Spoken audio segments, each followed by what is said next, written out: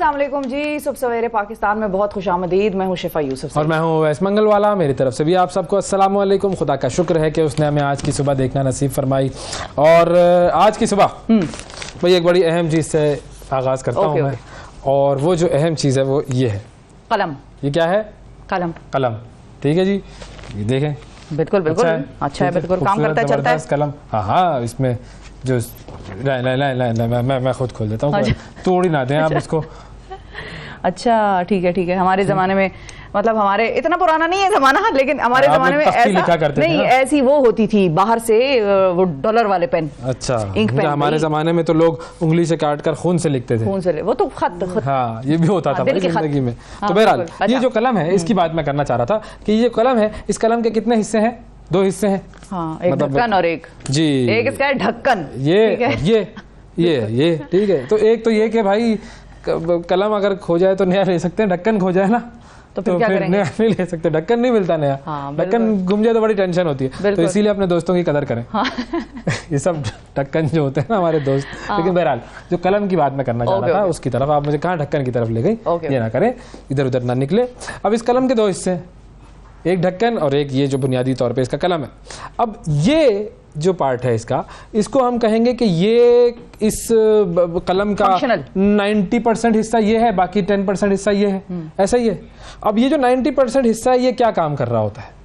Function सारा इसका यही कर रहा होता है, लिख भी यही रहा होता है, मतलब सारी मेहनत कौन कर रहा होता है? कलम। ये कलम, ठीक है। अच्छा, जो रगड़ रहा होता है वो भी यही हिस्सा होता है, जिसकी घिसाई हो रही होती है वो भी यही हिस्सा होता है, जो सारी मेहनत का काम है वो इस हिस्से ने करना है। हाँ। ठीक है।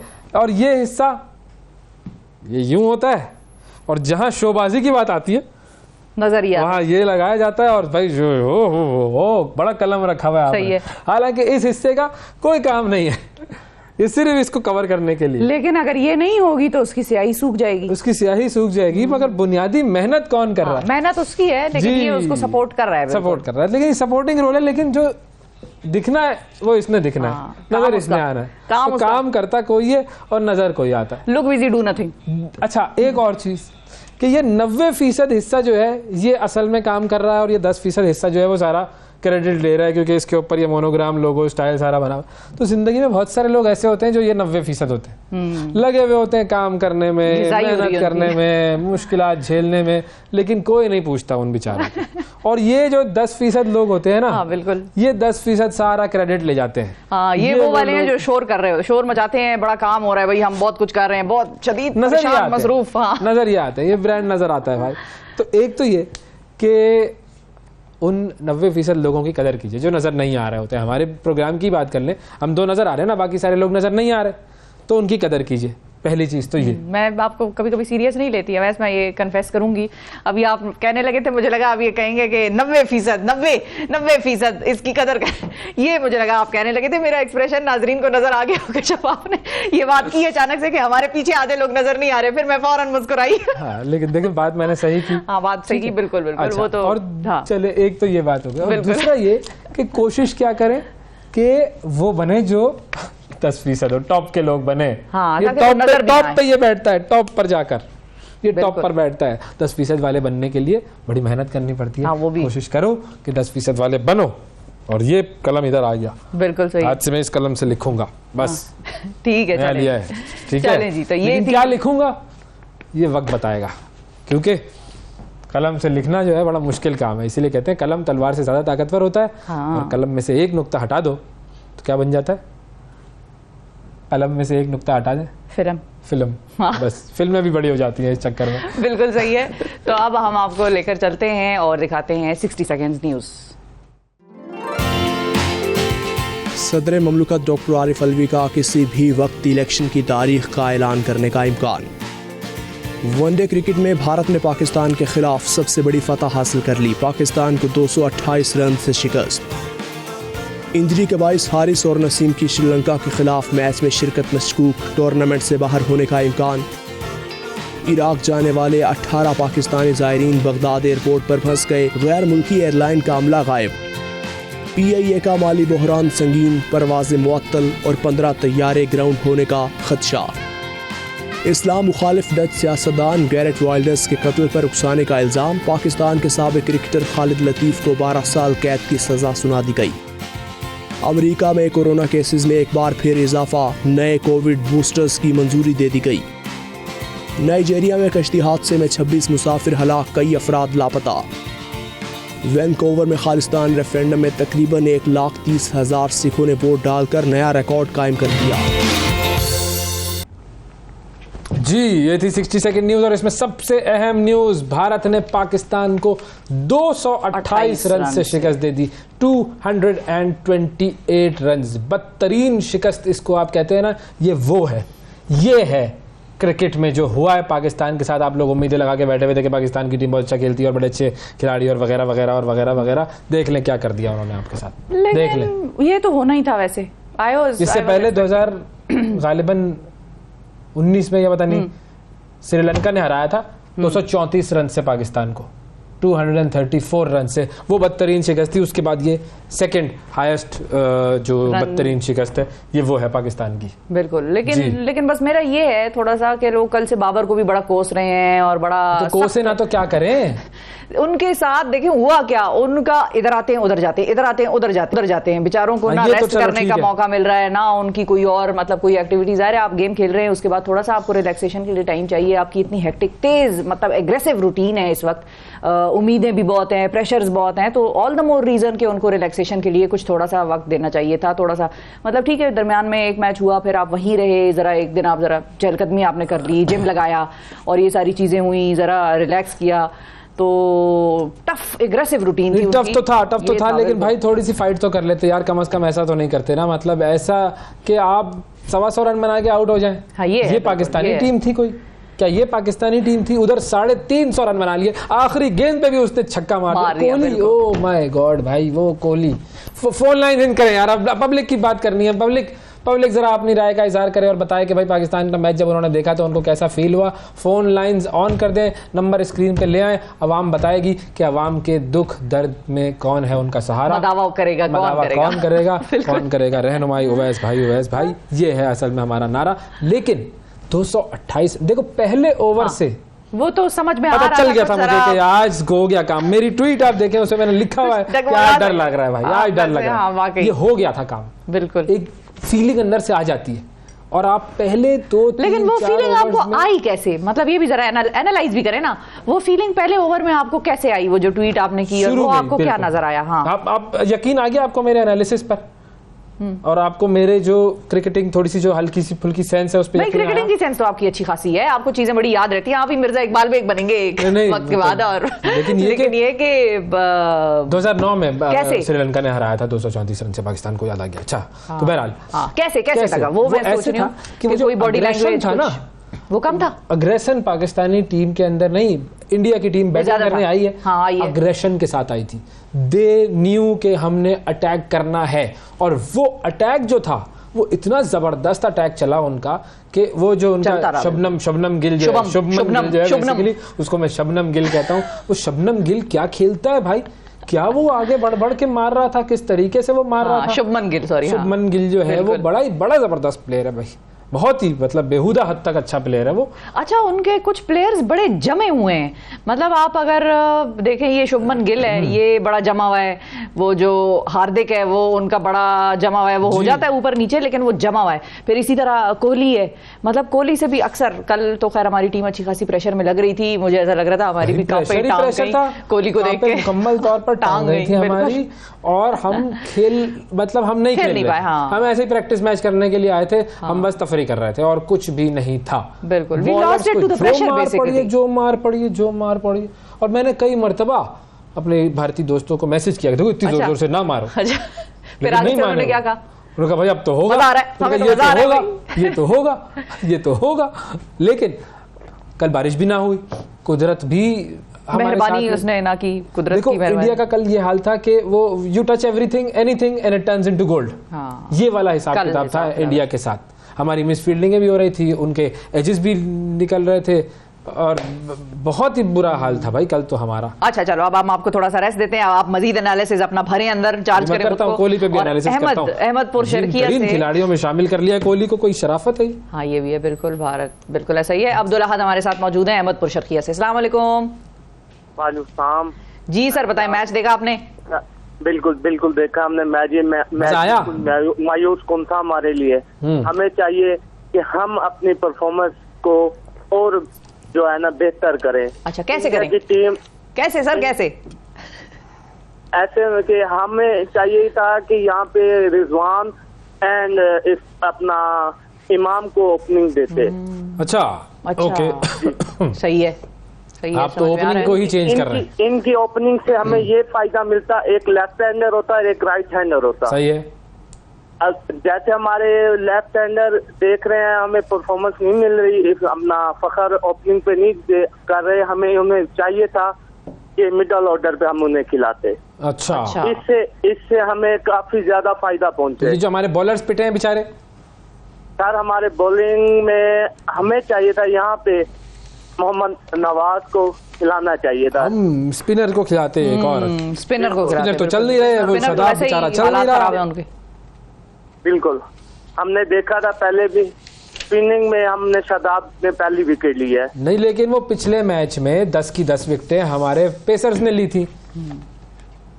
यार आप देखें ना कल वाले मैच में पूरे जितने ओवर्स हुए 29 ओवर्स हुए उसमें कोई विकेट आई नहीं आई, कोई भी नहीं आई कि बिल्कुल हमारे हारिस रऊफ बहुत अच्छी बॉलिंग कर रहे थे लेकिन वो इंजर्ड हो गए। इंजर्ड भी हो गए बेचारे। दूसरा भी इंजर्ड हो गया, नसीम शाह इंजर्ड।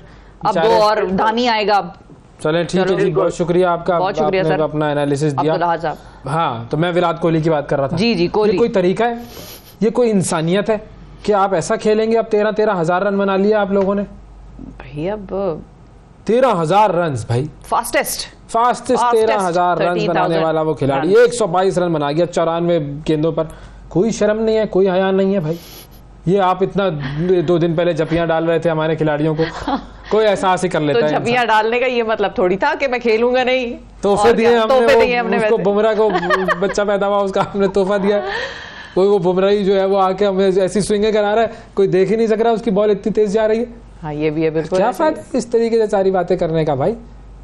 वो सही था गौतम गंभीर के, कोई बात ना करे, बस एक दूसरे से आंखों में खून उतर आना चाहिए जी बस। बिल्कुल अब सिनेरियो क्या है? हाँ। वो टीम पाकिस्तान की जो कि फाइनल में पहुंच चुकी ही थी, अब वो फाइनल से बाहर हो जाएगी और टूर्नामेंट से बाहर होने की उम्मीद हो गई है उसकी, क्योंकि आज श्रीलंका इंडिया मैच होगा। ये मैच अगर हो जाएगा, आप क्या कह रहे हैं? आज जी ये सब ये बारिश के शेड्यूल की वजह से। जी बिल्कुल, मतलब बाहर ही जी, बाहर, बाय बाय टाटा, खत्म खल्लास जी। अच्छा तभी इतना दुख लगा हुआ है, मैं तो अभी उम्मीद में थी। अजहर साहब हमारे साथ मौजूद है। अजहर साहब अस्सलाम वालेकुम। वालेकुम सलाम जी। जी मंडी बाउद्दीन से आप बात कर रहे हैं। जी बिल्कुल। इस बात की बखैर मुझे बताओ मेरे दोस्त, बताओ क्या जज्बात है? ब्रदर थोड़ा सा यानी कि कॉम्बिनेशन, ये किंग बाबर इतना हवा में नहीं उड़ना चाहिए कि थोड़ा सा यानी कॉम्बिनेशन इनको सही करना चाहिए। मोहम्मद हारिस और इमाम उल हक ओपनर होना चाहिए। इफ्तिखार साहब की जो है उनकी परफॉर्मेंस नहीं है, सऊद शकील को जगह दे। हाँ सऊद शकील भी बिल्कुल अच्छा नाम है। यस जी हाँ, लेकिन हमारी कैप्टेंसी थोड़ी सी कम अग्रेसिव नहीं है, हम थोड़ा डर रहे थे कल आप काइंडली अगर थोड़ा सा गौर करें ना बॉडी लैंग्वेज पर बाबर साहब जी, तो बिल्कुल बाबर, बिल्कुल वो किंग बाबर तो लग ही नहीं रहे। लेकिन वो बात वही है ना, देखो 350 रन बन जाते हैं तो सामने वाला प्रेशर में तो आएगा ही जाएगा, वो तो है जी। फर्स्ट ऑफ ऑल तो आप देखिए ना, टॉस जीत कर जो फैसला हुआ है बैटिंग उनको क्यों दी गई है? हाँ ये भी है बिल्कुल। वो बारिश की उम्मीद थी ना हमें। जी सर, कम से कम इतना तो होने दो, रिजर्व डे कम भी याद रखना चाहिए था ना। हाँ ये भी है बिल्कुल, ये भी है, लेकिन बस ये मसला है भाई। थैंक यू अजहर साहब। 356 इतना यानी कि इतनी यानी कि टॉप क्लास बॉलिंग और 356 जी टॉप क्लास बॉलिंग का तो उन्होंने रिकॉर्ड ही उधेड़ दिया। बिल्कुल जी बिल्कुल ऐसे ही। बहुत शुक्रिया यानी कि अजहर साहब, थैंक यू, बहुत शुक्रिया। हमारे साथ मौजूद है फजलुर रहमान साहब लाहौर से। अस्सलाम वालेकुम फजलुर रहमान साहब। फजलुर रहमान साहब की लाइन ड्रॉप हो गई है मेरे ख्याल में। फजलुर रहमान साहब कहाँ हैं वो आजकल? वैसे बिलावल साहब निकल आए। हाँ वो तो निकला। फजलुर रहमान साहब ने नहीं, फजलुर रहमान साहब ने भी एक आधा स्टेटमेंट तो मेरे ख्याल में दिया है, उनके लोगों ने भी, पार्टी के लोगों ने भी कहा था। फजलुर रहमान साहब ने उस वक्त कुछ इस किस्म की बात आई थी ना, फजलुर रहमान साहब के बारे में बात आई थी कि वो तो इलेक्शन कराने के हक में थे जब असेंबलियां जो है वो तहलील कर दी थी, लेकिन फिर उसके बाद जो है ये लोग आगे निकल गए और आगे ही बढ़ गए। खैर बहरहाल हम क्रिकेट पे आज जरा ज्यादा अफसोस। ये देखो कैसे गिर रहे हैं, ये देखो कैसे जो है वो चौके छक्के मार रहे हैं ये इंडिया वाले खिलाड़ी। आलम खान साहब अस्सलाम वालेकुम। जी वालेकुम सलाम। आलम भाई ये बताओ इंडिया का सबसे अच्छा खिलाड़ी कौन सा लगता है आपको? इंडिया के तो सबसे अच्छा खिलाड़ी की बात तो नहीं होती, मेरे ख्याल में टीम कॉम्बिनेशन की बात होती है। जब टीम जीतती है तो पूरी। तो कल तो उनका हर खिलाड़ी चल रहा था ना यार। जी जी एग्जैक्टली, लेकिन उनके बारी भी सिर्फ 4 खिलाड़ियों की आई है।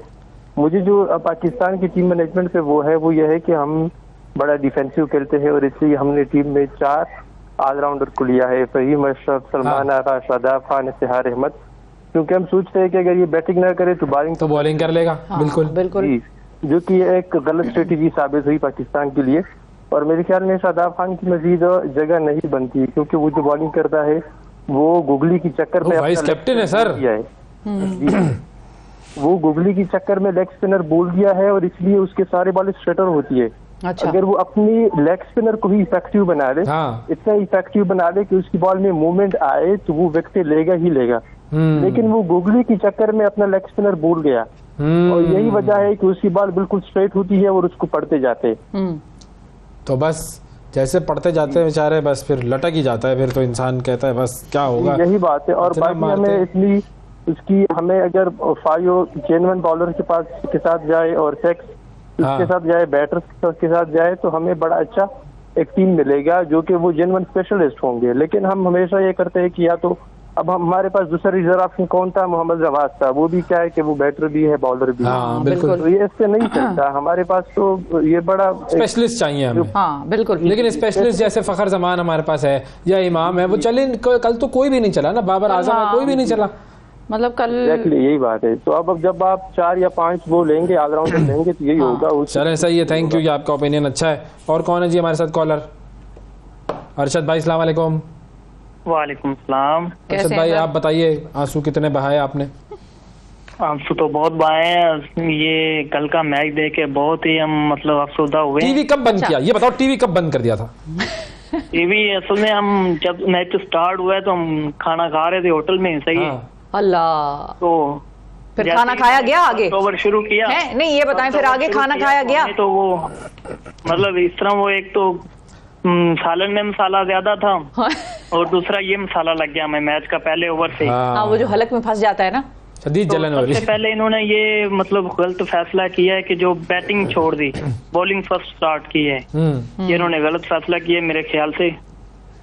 लेकिन इतनी फ्लैट पिच थी, सारी की हैं इसके ऊपर तो मार। फर्स्ट ओवर से ही बहुत सारी मिस्टेक की हैं, जिसकी वजह से ये आज। अब करें क्या? अब क्या करना चाहिए? करना पड़ रहा है। करना क्या चाहिए? बेहतरी कैसे लाएंगे? बेहतरी एक तो ये देखें, मतलब आप टॉस कर रहे हैं तो जो आपकी किस्मत में फर्स्ट आ रहा है तो उसको सिलेक्ट करें ना। अच्छा, अपनी किस्मत नहीं आजमाएं। हाँ बिल्कुल ठीक है, अपने तुक्के ना लगाएं। ठीक है, बहुत शुक्रिया, बहुत शुक्रिया अरशद साहब, थैंक यू। अरे भाई कॉलर्स का आज तो तांता बन गया। दिल पे दुखती रग पे हाथ रखा हुआ है अली खान। अस्सलाम वालेकुम। वालेकुम सलाम सर। जी अली भाई बताइए, कौन सा खिलाड़ी आपको इंडिया का पसंद है? कोई दुआएं शुआएं कर लेते। खिलाड़ी तो सर जो पाकिस्तान टीम में खेलते हैं हमारे लिए सब स्टार ही हैं। और इंडिया वाले सर थोड़ा सा, जी सर, और थोड़ा सा ना हमारे कैप्टन में कॉन्फिडेंस की कमी नजर आ रही है कल के मैच में। हालांकि बहुत अच्छा खिलाड़ी है, बेहतरीन खिलाड़ी है सर, इसमें कोई डाउट नहीं है कि बाबर आजम नंबर 1 वही दुनिया बाबर बाबर कर रही है। बिल्कुल। लेकिन बाबर में वो कॉन्फिडेंस नहीं नजर आ रहा था कल। क्यों हम पाक इंडिया के मैच में इतना ज्यादा सीरियस हो जाते हैं? लेकिन पिछले मैच में तो बहुत ग्राउंड भी खाली था, मजे की बात। ग्राउंड खाली था, कोई नाराबाजी इस किस्म का सिलसिला भी बहुत ज्यादा नहीं था। हाँ, इस बात की समझ नहीं आ रही। थोड़ा सा हमारे कैप्टन को ना अग्रेसिव होना पड़ेगा। हाँ बिल्कुल अग्रेसिव हो गया, फाइट करके हारो यार, फाइट करके हारो, कोई मसला नहीं है। हाँ जी, फाइट करके हारोगे तो ठीक है। देखा 66 पर उनकी 4 विकेट डाउन हो गई हैं जी, उन्होंने अटैकिंग क्रिकेट नहीं खेली। फिर वही मिडिल ऑर्डर में तुम्हारी बॉलिंग पहले ही बहुत वीक चल रही है, वैसे ही बिल्कुल। हाँ। वहाँ पर भी अटैकिंग क्रिकेट खेलनी चाहिए थी सर।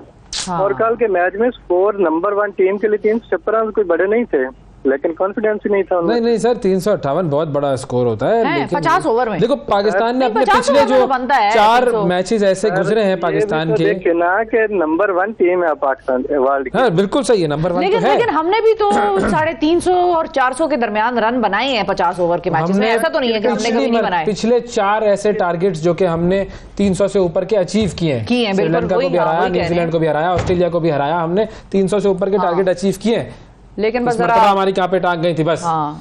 चलो बहरहाल अल्लाह मालिक है। अब देखते ही है कि अगला मैच अगर हमारा वॉश आउट हो गया ना बारिश से, हाँ, फिर उसमें तो रिजर्व डे भी नहीं रखा है। एक तो ये पता नहीं कौन सा जय शाह जो है आ गया है जो कि ऐसी चीजें कर रहा है, और बीच में टूर्नामेंट के बीच में रूल्स चेंज कर दिए। पाकिस्तान और भारत के मैच का रिजर्व डे होगा। क्यों होगा भाई? बाकी मैचेस में क्यों नहीं होगा? बाकी टीमों ने क्या गुनाह किया है? वो भी टीमें क्रिकेट खेलने के लिए आई है, तो उनको भी रिजर्व दे दो। ये तो उनके साथ डिस्क्रिमिनेशन है, उनको सीधा एहसास दिला रहे हैं आप कि भाई उनका मैच कोई नहीं देखता हमारे यहाँ। अब पाकिस्तान और श्रीलंका का मैच होगा, उसके अंदर आपका रिजर्व डे नहीं है। रिजर्व डे नहीं है तो बारिश से अगर वो मैच वॉश आउट हो जाएगा, 1-1 मिल जाएगा दोनों को पॉइंट, पाकिस्तान के लिए बाय बाय टाटा। ये होगा, उसका भी लगाओ फिर रिजर्व डे। नहीं तो वो डीएलएस मेथड वगैरह भाई नहीं हुआ मैच, अगर वॉश आउट हो गया तो कुछ नहीं हो सकेगा। बहरहाल ब्रेक ले ले भाई, छोड़े नसीम शाह से लोग मिलने, आप छोड़े, आप कैसी बातें कर रहे हैं? नसीम शाह से ये करते यही है, इंडियन से इंडिया वो हनी ट्रैप करते हैं ये। हाँ, श्रीलंका पहुंची है खातून भाई। हाँ। ब्रेक के बाद वापस आते हैं तो पाकिस्तान के मायनाज क्रिकेटर अहमद शहजाद भी हमारे साथ होंगे, उनसे भी बात करेंगे। और बस क्रिकेट, बस ब्रेक ले लो यार, ब्रेक ले लो बस। सुबह सवेरे पाकिस्तान, सुबह सवेरे पाकिस्तान, सुबह सवेरे पाकिस्तान।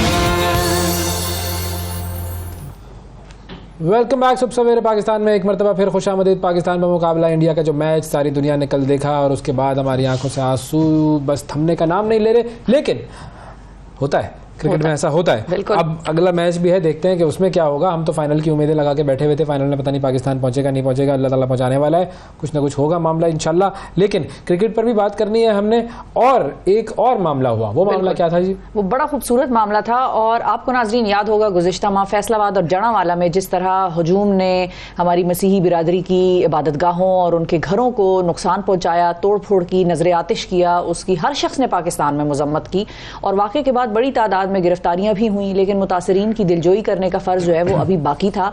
ये फ़र्ज़ निभाने के लिए हमने देखा कि हमारे आने वाले चीफ जस्टिस ऑफ पाकिस्तान जनाब काजी फ़ाइज़ ईसा साहब भी वहाँ पर मौजूद थे, वहाँ पर अपनी अहलिया के साथ वो भी गए, उन्होंने भी उन लोगों की दादरसी की, और यही फ़र्ज़ निभाने के लिए पाकिस्तान के क्रिकेटर अहमद शहजाद साहब भी सामने आए, और उन्होंने न सिर्फ हमारी मसीही बिरादरी का बल्कि पूरी कौम का दिल जीत लिया। मिलियन स्माइल्स फाउंडेशन के नुमाइंदे के तौर पर वो वहाँ पर गए, जड़ांवाला फैसलाबाद जाकर मुतासरीन में इमदादी सामान तकसीम किया और उनके दुख सुख सुने, उनके साथ वक्त गुजारा, उनकी मदद की, उनके साथ बैठे। और अहमद शहजाद ने अपने चैरिटी के काम की कुछ झलकियां जो हैं वो एक वीडियो के जरिए सोशल मीडिया पर जब पोस्ट की तो दुनिया ने उनकी रीट्वीट्स और वो सब सिलसिला फिर चल पड़ा। हमने भी सोचा कि अहमद शहजाद साहब से इस हवाले से बात करनी चाहिए। और यहाँ पर ये भी बता दूं कि हमारे निगरान वज़ीर आज़म साहब भी जड़ांवाला गए, उन्होंने भी वहाँ का दौरा किया, तो मैंने कहा कि सब लोगों का हम बता दें, जिन भी मेन हस्तियों ने वहाँ पर जाकर उन लोगों के साथ उनके दुख सुख में शमूलियत इख्तियार की, उनमें ये शख्सियात जो हैं वो काबिल ज़िक्र है। तो हम अहमद शहजाद साहब बिल्कुल आगे बढ़ ले, बिल्कुल बिल्कुल क्रिकेट भाई, आज तो क्रिकेट छाया हुआ है। अस्सलाम वालेकुम अहमद शहजाद साहब। वालेकुम अस्सलाम सर, हाउ आर यू? बिल्कुल ठीक, अल्लाह का शुक्र सर, बस मैच देख के अजीब टेंशन में है। आप बताएं जरा, आपने कल इंडिया पाकिस्तान का मैच हो रहा था वो देखा, आपको टेंशन थी? टेंशन होती है? देखिए बिल्कुल एक्साइटमेंट ज़्यादा होती है, tension is not the right word. Like मुझे पता है कि कितना बड़ा मैच है, मेक और ब्रेक वाली सिचुएशंस भी आ जाती हैं, हीरो बनने के टाइम होते हैं, क्योंकि हमारी जो कौम है क्रिकेट से इतना प्यार करती है, और फिर वो इंडिया के साथ जो पाकिस्तान इंडिया की राइवलरी है उस पर बहुत ज़्यादा कहीं ना कहीं हार्श भी हो जाती है, मरने मराने की भी बातें आ जाती है, लेकिन it's good fun. India Pakistan is fun game, और बड़ा मौका होता है इस मैच में परफॉर्मेंस करके हीरो बनने का। बिल्कुल बिल्कुल। ऐसे ही ये प्रेशर जो है ये कई मरतबा आपने खुद भी फील किया है, तो उस वक्त माइंड में चल क्या रहा होता है, कितना मुश्किल होता है उस प्रेशर को संभालना या झेलना?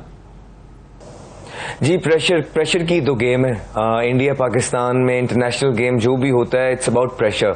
मैंने बहुत सारे प्लेयर्स देखे हैं जो डोमेस्टिक में बहुत अच्छा खेलते थे, लेकिन वो इंटरनेशनल लेवल का प्रेशर बर्दाश्त नहीं कर पाए, वो 2 मैच भी नहीं खेलते और उनके रिकॉर्ड्स डोमेस्टिक में बेतहाशा होते हैं। So it's about how you deal with pressure. International cricket is this.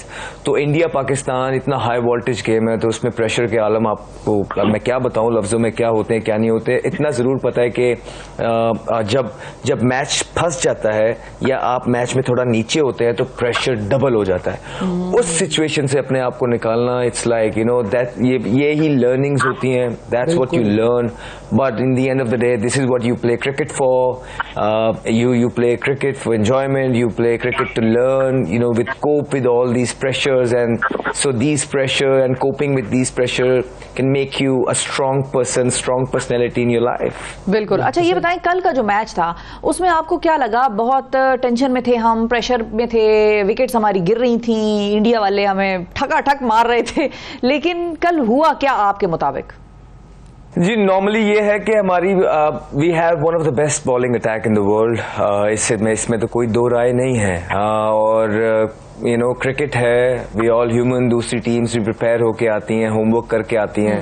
Sometimes जो आपकी एग्जीक्यूशन है वो प्रेशर की वजह से जिस तरह आप चाह रहे होते उस तरह नहीं हो रही होती। It was a bad day for our bowlers, and इंशाल्लाह I have no doubts they will come back hard. इंशाल्लाह अल्लाह करे मौका मिले हमें और फिर हम फाइनल में खेलें इंडिया से, और फिर उसके बाद बस कुछ हो। अच्छा, प्रेशर की बात कर रहे थे हम लोग, तो ये जो इंडिया पाकिस्तान का गेम है वो तो खैर ज़ाहिर अलग ही लेवल का होता है, लेकिन अदरवाइज भी कोई ऐसा मोमेंट जिसमें आप लोगों को घबराहट तारी हो गई हो, कोई चीज़ ऐसी कोई हमें बताना चाहेंगे? ऐसा तो बहुत दफ़ा होता है कि इतनी बड़ी बात होती नहीं है जितनी अक्सर मीडिया पे बना दी जाती है। ऐसे एक दफा नहीं, काफी दफा हुआ है। लेकिन एट द सेम टाइम जिस तरह मैंने आपको बोला है कि हमारे लोग क्रिकेट से प्यार बहुत ज्यादा करते हैं, और फिर वो जब मीडिया देखते हैं, टीवी देखते हैं, या पाकिस्तान टीम कभी अच्छा नहीं करती है तो उनको दुख भी होता है, फिर उनको गुस्सा भी आता है। बिल्कुल। स्लोली ग्रेजुअली जो हमारी यूथ है, ये यंगर जनरेशन जो अब नई जनरेशन आ रही है, I think they understand cricket really well. ये सिर्फ हमें छिक्के चौके मारता देखना नहीं चाहते हैं, they try to understand the game, और फिर उसके हिसाब से अगर उनको कभी लगता है कि हाँ यार दूसरी टीम भी अच्छा खेल रही है, उनको क्रेडिट जाता है, तो वो अब देने लग गए हैं।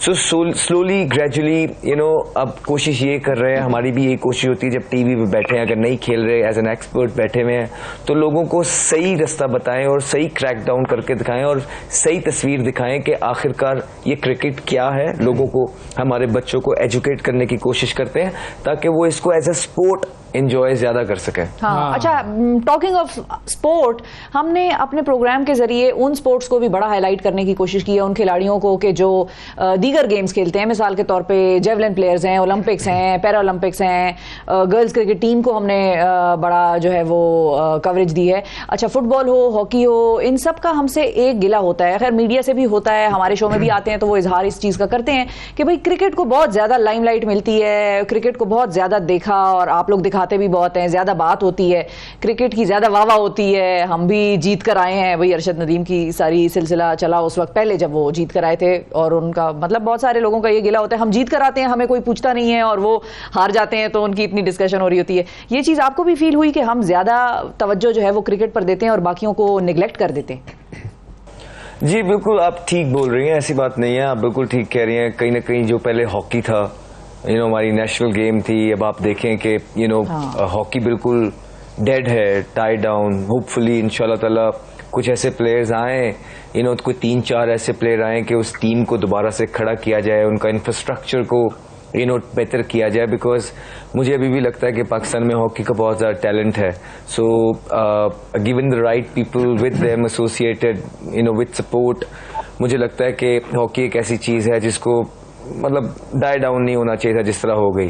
सो अब उसके बाद फिर क्रिकेट है, अब लोगों का रुझान क्रिकेट की तरफ है। बाकी जरा स्पोर्ट्स हैं वो इतना उनको पाकिस्तान में रिकग्निशन नहीं मिलती है, इतनी उस तरह सपोर्ट नहीं मिलती है। तो आई थिंक बिल्कुल ठीक बोल रही है, मिलनी चाहिए क्योंकि ये चैंपियंस हैं और बहुत टैलेंटेड हैं। बाकी दुनिया जो है most of the sporting world जो है वो अपनी स्पोर्ट्स को बहुत ज्यादा अहमियत देती है। हमें भी चाहिए एज कॉम एज नेशन कि हम अपने जो एथलीट्स हैं, be it cricketers, be it from other sports, हम उनको अपॉर्चुनिटीज प्रोवाइड करें, हम उनको financial support, financial help provide करें। We make sure we try to identify good talent और फिर उनको ग्रूम करें और उनको इंटरनेशनल सतह पे भेजें ताकि वो अपना करियर बना सके और पाकिस्तान को मेडल्स लेके आ सके, पाकिस्तान के लिए मेडल्स लाएं। सो आई थिंक इस चीज में थोड़ी सी हम we are lacking as nation, but we can only hope that someday inshallah ta'ala as we will be recognized as sporting nation as well, जिसमें स्पोर्ट्स को बहुत ज्यादा तरजीह दी जाती है, सिर्फ मीडिया पे नहीं, एक्चुअली हकीकत में भी। बिल्कुल सही कहा आपने। अच्छा, अब आ जाते हैं उस मामले की तरफ जो आपकी ट्वीट थी। आप गए जड़ावाला, आपने वहां पर लोगों से मुलाकात की। क्या मोटिवेशन थी जब आप जड़ावाला गए और क्या सोच थी जो कि आपको वहां पर लेकर गई? देखिए, as a human, as a Muslim, जब इतना बड़ा इंसिडेंट होता है तो मेरा नहीं ख्याल है कि कोई मोटिवेशन आपको चाहिए होती है इसे ऐसे इंसिडेंट को कंडेम करने के लिए। इट्स जस्ट ह्यूमिलिटी और ह्यूमैनिटी दैट आपको अंदर से एक आवाज आती है दैट दिस इज रॉन्ग। बिल्कुल। बहुत सारी चीजें जब पाकिस्तान में होती है, बहुत सारे लोग, सेलिब्रिटीज उस पर बात करते हैं, लेकिन मैंने देखा नहीं कि ये जो जड़ावाला वाला जो इंसिडेंट हुआ है क्रिश्चियन कम्युनिटी के साथ, इस पे ज्यादा लोग बढ़ चढ़ के कहीं गए हो। सो ये एक मुझे था कि यार नहीं, आई थिंक मुझे जाना चाहिए, इवन दो मेरा डोमेस्टिक का सीजन स्टार्ट हुआ है। सो ये हमारा प्लान बना और फिर मैंने अपने कोच से एक दिन का ऑफ लिया, और फिर हम जब गए वहां पे जाके जो सारे इंसिडेंट वाली लोकेशन जो थी, जो चर्चेस जलाए गए और जो घर जलाए गए, और जब उन माओं से मेरी बात हुई कि किस तरह जब सुबह के 5 बजे अनाउंसमेंट्स हो रही थी और वो अपने गोद में बच्चे लेके जब कोई खेतों की तरफ भाग रहा है और कोई फसलों की तरफ भाग रहा है, कोई सड़कों पे जा रहा है, 20 से 25 से 30 घर तकरीबन गालिबन जलाए गए। तो आप खुद ही सोचिए कि बहुत सारी माएँ थी जिनके गोद में बच्चे थे और छोटे बच्चे थे, उन पे क्या उस टाइम पे कितना ट्रॉमेटाइज होंगे वो, और उनकी वो किस कैफियत में उस टाइम पे होंगे। शायद उनको ये भी नहीं पता होगा कि उनमें से कोई उनके साथ क्या होने वाला है, गॉड फॉरबिड। सो ज्यादा तो कुछ कर नहीं सकते हैं, लेकिन जब मैं वहाँ गया, उनसे मिला, तो एटलीस्ट वो जो एक स्माइल्स थी उनके चेहरे पे वो मैंने देखी, because in the end of the day ये सब पाकिस्तानी है और हमारा पाकिस्तान किसी एक मजहब का नहीं है, ये हम सब का है। जो इस खित्ते में, इस मुल्क में रहता है, ये हमारी जिम्मेदारी है कि हम उनको अपने साथ लेके चलें, बीट माइनॉरिटीज या जो भी हैं। तो मेरे ख्याल से एक छोटी सी कोशिश थी जो कि अल्लाह ताला उन सबको खुश रखे, आबाद रखे और राह रख पे करे।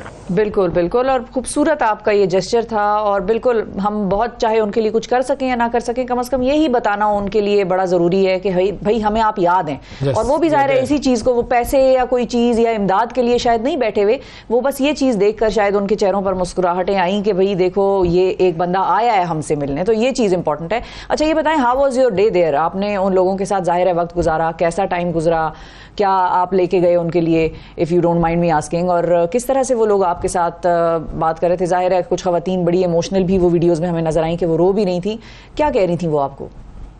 बहुत सारी खवातीन जो थी वो दे वर इन टीयर्स, और क्या दे सकते हैं आप उनको जितना भी कुछ दे दें वो कम ही रहेगा, बिकॉज मेरे ख्याल से जो वो ट्रॉमा हम दे चुके हैं उन्हें, वो कोई भी पैसे, कोई भी इमदाद, कोई भी मदद वो पूरा कर नहीं सकती है, नंबर 1। उससे बढ़ के आई थिंक वो जो ट्रस्ट डेफिसिट पैदा हो गया है माइनॉरिटीज के अंदर, इट्स अ बिग थिंग। वो जो ट्रस्ट डेफिसिट है अब उनके अंदर, वो किस तरह निकलेगा, ये सोचने वाली बात है। लाइक इमदाद, मदद, पाकिस्तान, पाकिस्तानी, ये हम मशहूर हैं कि इस चीज़ में बढ़ चढ़ के हम आगे हिस्सा लेते हैं, वो तो ठीक है, लेकिन वो जो ट्रस्ट डेफिसिट है अब उन लोगों के अंदर, वो कुछ भी करते हुए अब इस मुल्क में घबराएंगे। आई थिंक उसको वो जो फासले हैं उसको अब कम करना है। और हमारी जो अथॉरिटीज़ हैं, आई थिंक गवर्नमेंट के जो लोग हैं, जो सीनियर्स हैं, बड़े हैं, जिनका ये काम है, आई थिंक उनको इस चीज़ पे काम करना चाहिए। स्पेशली ये जो क्रिश्चियन वाला वाक़या हुआ है जड़ावाला के अंदर, के वो उनके साथ वो जो ट्रस्ट है वो बहाल किया जाए, उनको श्योरिटी दी जाए, because they were in tears, they were crying. और वो क्या कह रही थी क्या नहीं कह रही थी, अब वो मैं टीवी पे क्या बताऊं आपको, लेकिन मैं इतना ज़रूर कहना चाहूँगा कि बहुत दिल दहला देने वाले मंजर थे। उनके चर्चेस जले हुए थे जो कि रीबिल्ड हो रहे हैं। आई थिंक गवर्नमेंट की तरफ से गालिबन 20-20 लाख रुपया उनको मिला है, जो कि आई डोंट नो वो इनफ है कि नहीं, बिकॉज वो तो यही बोल रहे हैं कि 20 लाख में मतलब वो क्या बनाएंगे। 20 लाख में आजकल आप खुद बताइए, जहाँ पे डॉलर जा रहा है, इकॉनमी है, वहाँ पे वो क्या बना सकते हैं। तो आई थिंक थोड़ा सा उनको साथ लेके चलना है, उनको पीछे नहीं छोड़ना है।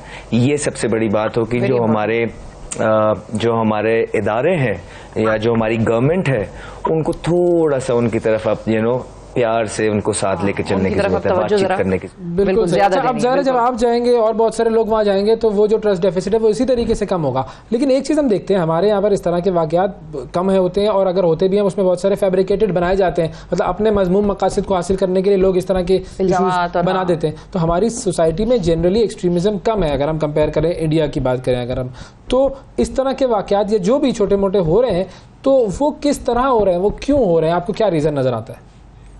सर देखिए, अगर आप दूसरे मुल्कों में देखें, पाकिस्तान में ऐसे वाक़यात कम होते हैं, ठीक है। दूसरे जो लोग हैं या जब हम इंटरनेशनल खबरें सुनते हैं वहाँ पे ये वाक़यात बहुत पाए जाते हैं, लेकिन मुझे नहीं पता ये क्यों हो रहा है, कैसे आ रहा है।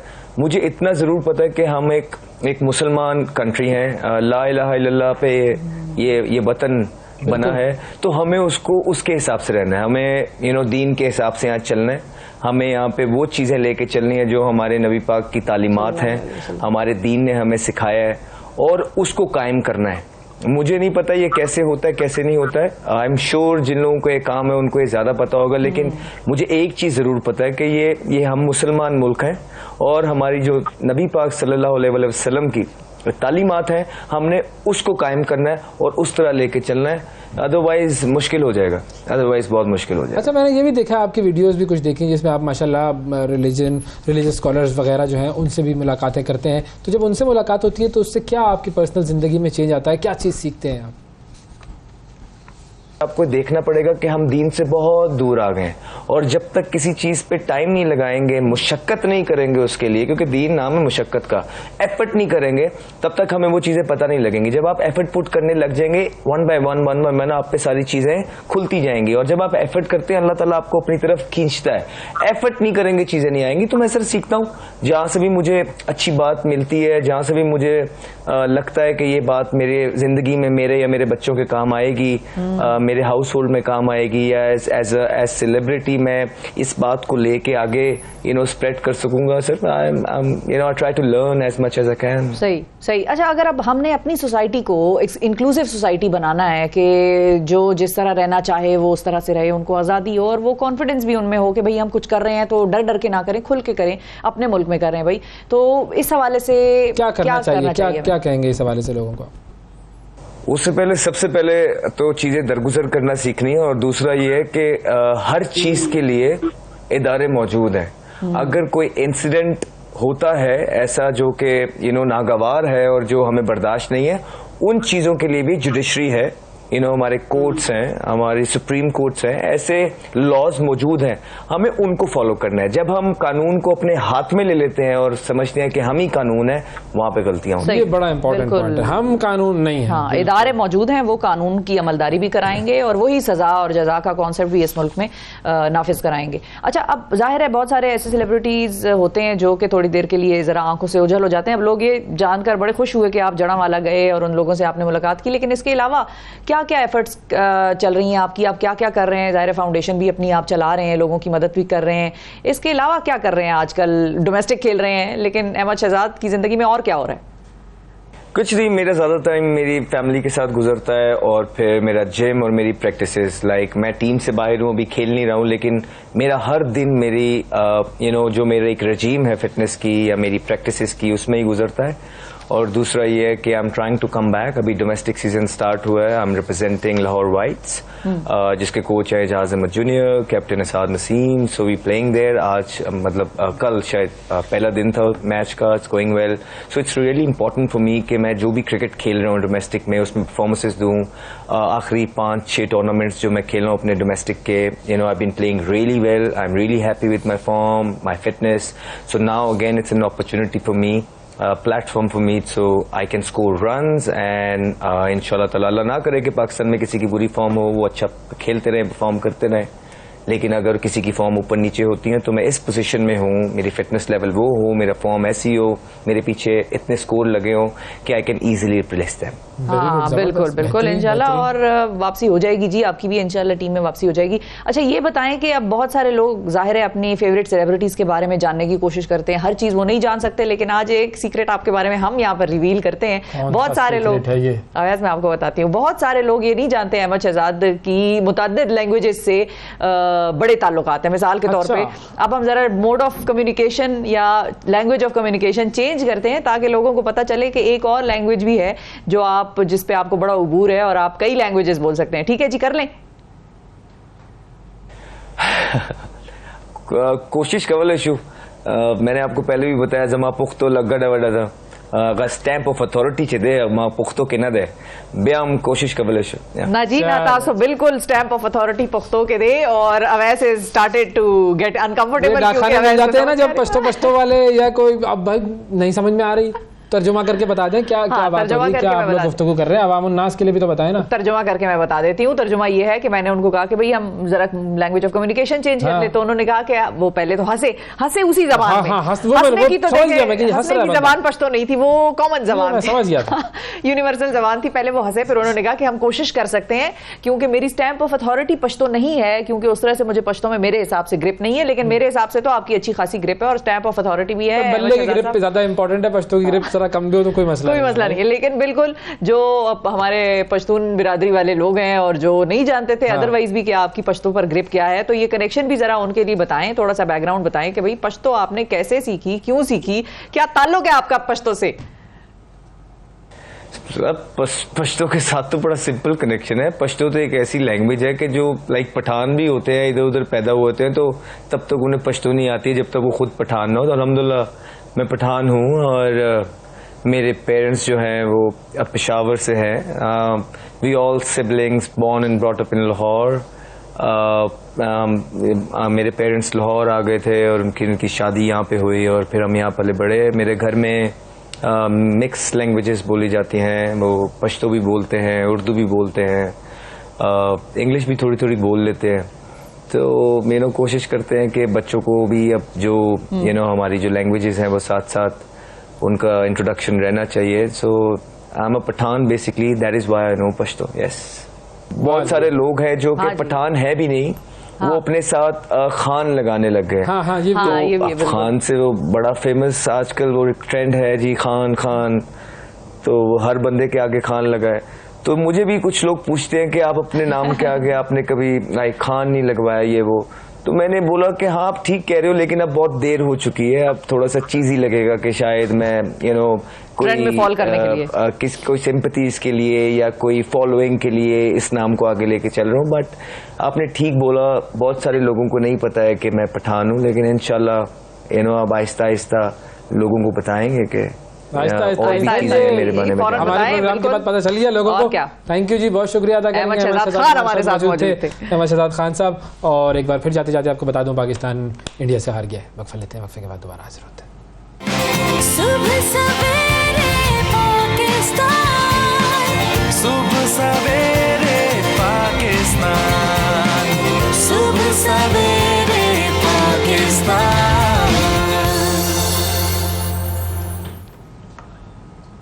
वेलकम बैक सुबह सवेरे पाकिस्तान में एक मरतबा फिर खुशामदीद। मौजे हम अगर अपनी ज़िंदगी में देखना चाहें तो मेडिकल साइंस या साइंस जो है उसकी मदद से हम बहुत सारे मौजे देख सकते हैं। और एक ऐसा ही मौजा, एक ऐसा बच्चा पैदा हुआ है मुजफ्फरगढ़ में और अब वो मुल्तान में है। उस बच्चे की सूरत हाल कुछ यूँ है कि उस बच्चे की पैदाइश के बाद ये पता चला कि उसका दिल उसके जिस्म से बाहर है और वो बाहर जो जिस्म के जो दिल है वो धड़क रहा है, पंपिंग कर रहा है, यानी कि दिल का जो काम है वो हो रहा है और वो पंपिंग जो है उसकी चल रही है, लेकिन वो दिल उसके जिस्म के अंदर नहीं है बल्कि वो जिस्म के बाहर, उसके जिस्म के बाहर है। अच्छा, अब इस हवाले से हमने इस पूरी जो टीम के लीडर जो डॉक्टर हैं, डॉक्टर काशिफ चिश्ती साहब जो कि सर्जन हैं, पीडियाट्रिक सर्जन हैं, उनसे हमने रब्ता किया, उनसे हमने बात की वो अब इस बच्चे का इलाज कैसे होगा और किस तरीके से इसके दिल को दोबारा से क्या बॉडी के अंदर ले जा सकते हैं या नहीं ले जा सकते, ये पूरा सिलसिला जो है वो हमें समझाएंगे कि ये कंडीशन क्या होती है और कैसे इसको ट्रीट किया जाता है।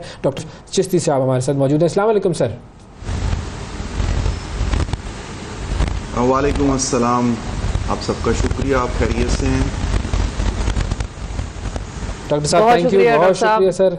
हम बिल्कुल ठीक ठाक हैं। सबसे पहले ये बताइए कि ये बच्चा जो पैदा हुआ है जिसका दिल सीने से बाहर है वो कैसा है और क्या कंडीशन है? बिल्कुल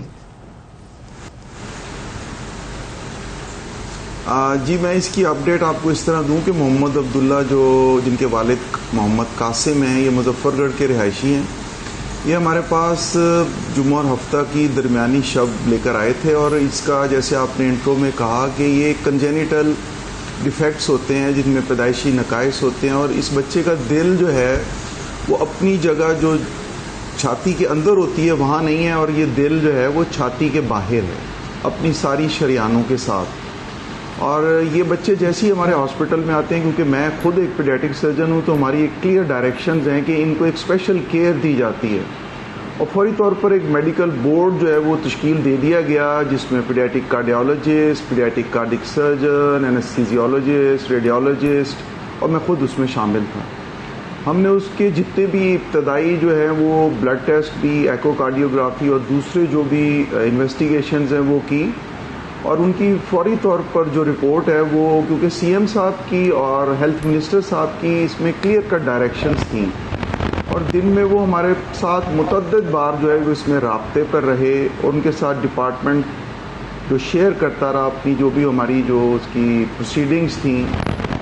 तो मैं आपको बताऊं कि इसमें सीएम साहब का बड़ा एक पर्सनल इंटरेस्ट था और उन्होंने फिर हेल्थ मिनिस्टर साहब को डायरेक्ट किया और उनकी डायरेक्शंस पर स्पेशल एक कार्डिक सर्जन की टीम जो है वो कल ही हमारे पास लाहौर से भी आई और उन्होंने भी मिलकर एक पूरा जो है वो एक सर्वे किया और उसके बाद सीएम साहब कल खुद जो है वो मुल्तान तशरीफ लाए थे। उनकी एक बड़ी हेक्टिक शेड्यूल था लेकिन उन्होंने हमें इन्फॉर्म किया कि मैं इस बच्चे को देखने आऊँगा। वो उनके वालिद मोहम्मद कासिम से मिले और बड़ा प्यार किया उन्होंने और फिर उनसे उन्होंने इजाज़त भी ली और वो उस टीम के साथ जो है वो, क्योंकि ये इसको भी बहुत सारे ऐसी पेचीदगियां हैं जिनकी और भी तशखीस होना बाकी है। सो इन सारी जो भी फर्दर इन्वेस्टिगेशंस के लिए है इस बच्चे को चीफ मिनिस्टर साहब और हेल्थ मिनिस्टर साहब जो स्पेशलिस्ट डॉक्टर्स हैं उनकी ज़ेरे निगरानी एक स्पेशल एम्बुलेंस में अब अपने पास लाहौर चिल्ड्रन हॉस्पिटल में रात को ले गए। सुबह मेरी उन डॉक्टर साहबान से भी बात हुई, अल्हम्दुलिल्लाह जो मोहम्मद अब्दुल्ला है अभी भी वो अपना जो उनका दिल है वो बिल्कुल नॉर्मल धड़क रहा है, लेकिन क्योंकि उसमें पेचीदगियाँ इतनी ज़्यादा हैं कि उनको जब तक पहले ठीक नहीं करना। अच्छा डॉक्टर साहब ये बताइएगा मुझे कि जो इस तरह के केसेस होते हैं दुनिया में ऐसे कितने केसेस होते हैं और क्या ये कोई आम चीज़ तो मुझे नहीं लगता कि वो बहुत ही एक ख़ास एक कॉम्प्लिकेटेड सी चीज़ है, तो कितने फ़ीसद या यूँ कहिए पैदाइशों में कितने बच्चे इस तरह के होते हैं दुनिया में? देखिए एक्टोपिया कार्डिस की जो है ना वो परसेंटेज तो कम है और इसकी टाइप्स भी हैं। इसमें कुछ दिल जो होते हैं वो बहुत थोड़े बाहर होते हैं छाती से, कुछ आधे बाहर होते हैं और कुछ पूरे बाहर होते हैं। अच्छा, तो ये उसकी एक सीवियर फॉर्म है और साथ इसके जो शरियाने दिल को हमारे लंग्स के साथ जोड़ती हैं, क्योंकि इन्होंने हमारी जो है वो ऑक्सीजनेशन भी लेनी है और सारा जो हमारा निज़ाम जो इसका आप समझ लें रेस्पिरेशन है वो दिल और फेफड़ों का तालमेल के साथ चलता है। तो अनफॉर्चुनेटली अब्दुल्ला की जो शरियाने हैं उनमें भी काफ़ी जो है वो प्रेशर ज़्यादा है और कुछ नकाइस हैं। तो ये एक अपनी जो एक्टोपिया कार्डिस की एक सीवियर फॉर्म है, तो इसी वजह से इसके लिए एक स्पेशल केयर की जरूरत है। अच्छा, सर्वाइवल रेट कितना होता है? अनफॉर्चुनेटली जो है वो जी चांसेस इसके कितने हैं कि ये he will make it through? और ये भी बताइए कि अब ये प्रोसीजर इसका क्या होगा, मतलब ऑपरेशन होगा और फिर दिल इसका छाती के अंदर आप लोग डालेंगे, और इसके अलावा कौन सी ऐसी चीज़ें हैं जिनको आप लोग फिक्स करने की कोशिश करेंगे इन सर्जरीज में, और इनकी कामयाबी का क्या चांस है? मैं अभी आपको वही बात बता रहा था कि अल्टीमेटली तो इनकी सर्जरी होनी होती है, लेकिन सर्जरी जो होनी है उससे पहले जो सर्जरी के लिए फिटनेस होना है वो बहुत ज़रूरी है। तो अभी फिटनेस के लिए पहले बहुत सारी इन्वेस्टिगेशंस चाहिए और उसके बाद फिर, और ये एक सिंपल एक आम आदमी की सर्जरी या एक आम बच्चे की सर्जरी नहीं होगी, इसके लिए एक मल्टीपल डिसिप्लिनरी अप्रोच होती है जिसमें बहुत सारे लोग शामिल होते हैं। दो कि ये स्पेशलाइज्ड और जो बड़ी डेवलप्ड कंट्रीज हैं उनमें भी इनकी जो सर्वाइवल है उसके जो रेट्स हैं वो बहुत कोई हौसला अफजा नहीं होते, लेकिन बीइंग हेल्थ केयर प्रोवाइडर और सर्जन हमने तो अपनी तरफ से हत्तुल वसा कोशिश करनी है और अल्लाह ताला पर उसका फैसला छोड़ना है। अच्छा, अब इस बच्चे का जो स्टेप वाइज है अगर आप बता सकें कि अभी तो इसके टेस्ट्स होंगे, उससे पहले इसको फिटनेस ज़ाहिर है देनी होगी कि फिर जिसकी जो प्री रिक्विजिट्स हैं कि इसका इलाज या इसका ऑपरेशन जो है वो हो सके, क्योंकि बच्चा भी बहुत छोटा है और बॉडी भी उसकी ज़ाहिर है बहुत छोटी है, उस तरह से हर चीज़ सस्टेन शायद ना कर सके खुदा ना खास्ता। तो आप बताएं कि क्या क्या स्टेप आएगा अब इसके इलाज में?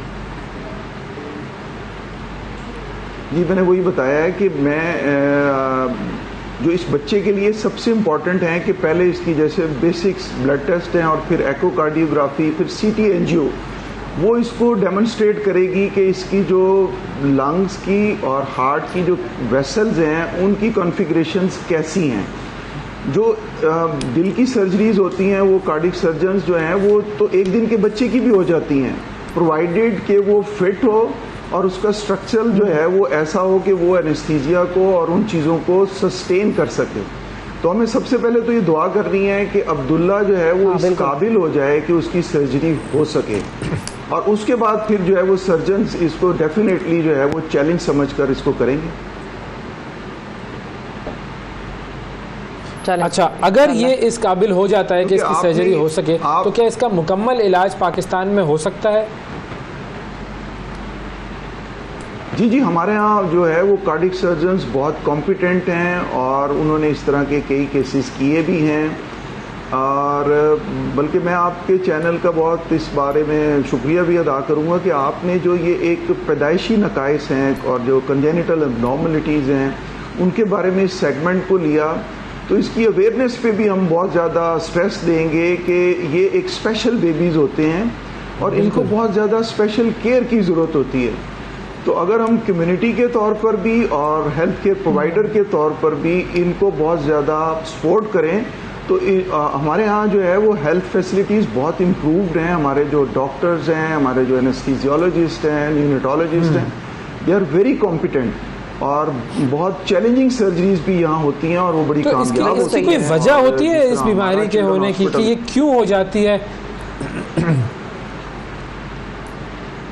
देखिए, ये एक सेंसिटिव सा इसका आंसर है। ये जितनी भी जो हमारी कज़न मैरिजेज होती हैं या अर्ली मैरिजेज होती हैं या जिनमें जो बच्चों की तादाद ज़्यादा होने का चांस होता है, उनमें जो है वो कंजेनिटल एनॉमलीज कुछ ज़्यादा होने का चांस होता है। प्लस जो हमारी एंटीनेटल केयर है, जो हमल के दौरान माँ के लिए ग़िज़ा अद्वियात का इस्तेमाल है, वो बड़ा मुस्तनिद डॉक्टरों के मशवरों से होना चाहिए।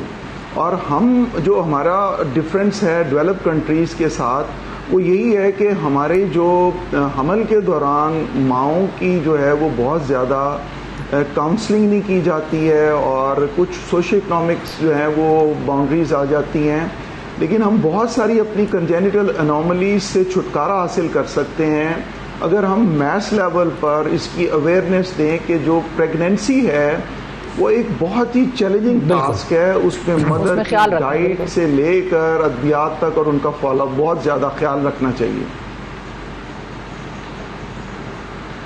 बिल्कुल ठीक है जी, बहुत शुक्रिया अदा करेंगे जी। हमारे साथ डॉक्टर काशिफ साहब मौजूद थे, पीडियाट्रिक सर्जन, और काशिफ चिश्ती हमें बता रहे थे कि इस बच्चे के साथ अब आगे मेडिकल प्रोसीजर क्या होगा। हमारी दुआ ये कि अल्लाह ताला इसको खैर खैरियत से रखे और इसको सेहत और ज़िंदगी अता फरमाए। नाज़रीन, वक्फा लेते हैं, वक्फे के बाद दोबारा हाजिर होंगे, हमारे साथ रहिएगा।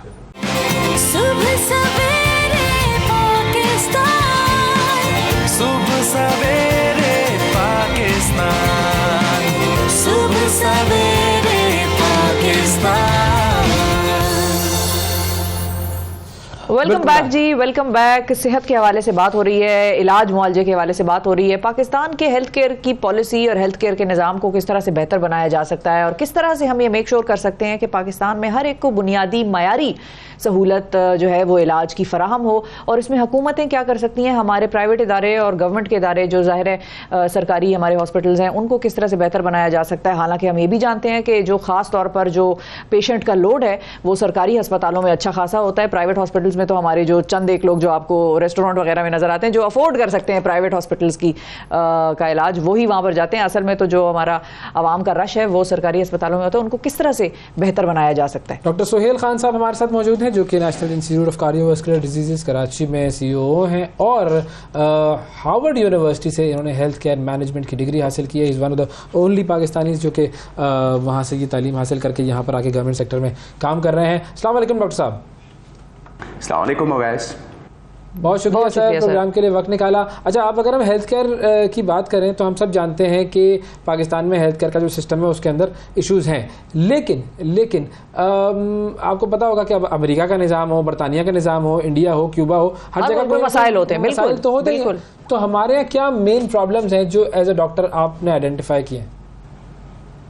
देखिए, इसमें सबसे पहले ये है कि हमें देखना होगा कि इन terms of health care quality और इन्फेंट मोर्टेलिटी हम रैंक कहाँ पे करते हैं। इस वक्त Pakistan ranks around 150 among 190 plus Nations जो हमारी हेल्थ केयर क्वालिटी है।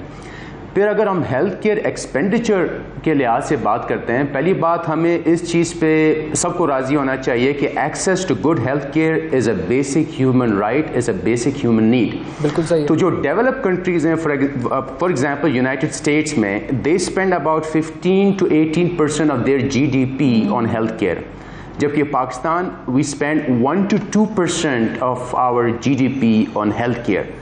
तो इससे पता चलता है कि हमारी प्रायोरिटी है ही नहीं। तो this is a big problem, और ये ऐसी चीज़ है कि ये हेल्थ केयर पॉलिसी पे हम बात ही नहीं करते, because there is no consistent health care policy in Pakistan. For example, अगर आप जाएं KPK में, उनके एक अलहदा निज़ाम है, कभी सेहत कार्ड आता है, कभी चला जाता है। पंजाब में आप देख लें, अब सिंध में आप देख लें, यहाँ पे भी है, लेकिन ये है कि we have some autonomous body within the government, ठीक है ना। अब जाए बलूचिस्तान में, इट्स अ डिफरेंट सेटअप। अगर आप आर्म फोर्सेस की बात करें, उनके जो होते हैं एम्प्लॉयज़ या जो एक्स आर्म फोर्सेस, उनका एक अलहदा हेल्थ केयर का निज़ाम है। तो उसकी वजह से जो हेल्थ केयर डिलीवरी में जो सबसे प्रिमिटिव मॉडल होता है कि आउट ऑफ पॉकेट, आप बीमार हुए, आपने अपने जेब से पैसे दिए हैं। डेवलप्ड नेशन में less than 1-2% are out of pocket. यहाँ पे more than 70% of patients they pay for their health care out of pocket. So I think we need to have an honest discussion कि हम ranking में इतने लो दर्जे पे हैं, प्लस हम GDP में हम हेल्थ केयर पे बिल्कुल एक्सपेंड ही नहीं करते। सो आई थिंक इंस्टेड ऑफ के टेम्पररी सॉल्यूशंस हम इधर उधर ले आए, कहीं पे हेल्थ कार्ड आ गए जो जिसमें काफ़ी अच्छी चीज़ें भी हैं, बुरी चीज़ें भी हैं। We need to have a discussion कि हमारी कंसिस्टेंट हेल्थ केयर पॉलिसी क्या होनी चाहिए। बिल्कुल सही। अच्छा, आप बात कर रहे हैं कि हर सूबे में जाहिर है अलग अलग निज़ाम है हमारे यहाँ, और बहुत सारी ऐसी चीज़ें हमने यूनाइटेड स्टेट्स में भी आपने जिक्र किया, उसमें भी देखी कि वहाँ पर भी स्टेट्स डिफरेंट जो हैं वो अपने हिसाब से बहुत सारी चीज़ों को देखकर चल रही होती हैं। हमारी यहाँ 18वीं तरमीम है, तो उसके मुताबिक सूबों में एजुकेशन, हेल्थ और ये सारी चीज़ें जो हैं वो वफाक से लेकर सूबों के पास चली गई हैं। तो एक मुल्क में अगर इस किस्म की चीज़ इम्प्लीमेंट हो सकती है, तो आप बताएं कि इससे मामलात कैसे होंगे? क्या ये सिस्टम चल जाएगा कि हर सूबा अपना अपना निज़ाम खुद देखे अपनी नीड्स और रिसोर्सेज के मुताबिक, या आपको लगता है कि एक यूनिफाइड पॉलिसी होनी चाहिए? देखिए इस चीज़ में वही जो मैंने सबसे पहली बात आपसे की थी कि जो access to health care is a basic human right. अगर कोई शख्स कोयटा बलूचिस्तान में हो या पंजाब में हो, KPK में, they all will have a similar needs. जिस तरह रोटी कपड़ा होता है इसी तरह हेल्थ केयर एक्सेस भी होता है। अब मसला ये है कि अगर आप डिसेंट्रलाइज करते हैं स्पेशली हेल्थ केयर को, और अब मसला ये है कि हमारी कभी कभार जो हेल्थ केयर पॉलिसीज़ बनती है it is based on political expediency, यानी अगर जो पार्टी हुकूमत में हो उनकी क्या तरजीहात होती हैं, सही है ना, तो उसके वजह से you will never have a consistent policy. अब फॉर एग्जांपल आपके सामने एग्जांपल है KPK या पंजाब में अगर Sehat card, again I have no political affiliations, I am talking about it as an expert in health care management. वहाँ पे हमने काफ़ी जो कि अच्छी चीज़ थी, जो आपके सबसे ज़्यादा गरीब लोग हो उनके लिए एक कवर होता है, लेकिन उनको इम्प्लीमेंट करना, फिर वो क्वालिटी मैट्रिक्स देना। अब फॉर एग्जांपल सेहत कार्ड में ये कि अगर आपको दिल में मसला ना ही हो लेकिन सेहत कार्ड पे करे तो मैं आपकी भी एंजियोग्राफी करूँगा जिसको अगर कोई सिम्टम्स ना भी हो, so you are committing someone to unnecessary procedures. तो हेल्थ कार्ड एक अच्छी चीज़ है, इंश्योरेंस प्लान एक अच्छी चीज़ है, लेकिन इसकी इम्प्लीमेंटेशन अच्छी होनी चाहिए, इसके साथ कुछ क्वालिटी मैट्रिक्स लगानी चाहिए ताकि ये अब्यूज़ ना हो। अब फॉर एग्जांपल सिंध में आप आ जाएं, सिंध में there are autonomous body within the Sindh government, for example SIUT हो गया, अब NICVD हो गया। अब ये विद इन ऑटोनमस बॉडी है, but they make their own service regulations, they hire the best people, and if compare to other provinces I would say कि जो सिंध में health care might be a little better compare to other provinces. लेकिन again in terms of policy making, just because health care is a basic human need, I think we need to have a more consistent policy at the federal level. बिल्कुल सही है, federal level की तरफ आपका ज्यादा रुझान है कि वहां पर एक कंसिस्टेंट पॉलिसी होनी चाहिए जो सूबे फिर अपने हिसाब से उनको इम्प्लीमेंट कराएं। अच्छा डॉक्टर साहब, चूंकि आपने इदारों के नाम लिए हैं, अब उन इदारों में जाहिर है जो क्वालिटी ऑफ हेल्थ केयर है वो प्रोवाइड हो रही है। बहुत सारे लोग अक्सर उनको कंफ्यूज भी कर देते हैं कि शायद ये प्राइवेट सेक्टर के हैं या कंप्लीटली गवर्नमेंट नहीं है या सेमी गवर्नमेंट है, दोनों का जो है वो पैसा और जो रिसोर्सेज हैं वो इस्तेमाल हो रहे हैं, यानी गवर्नमेंट का और प्राइवेट सेक्टर का।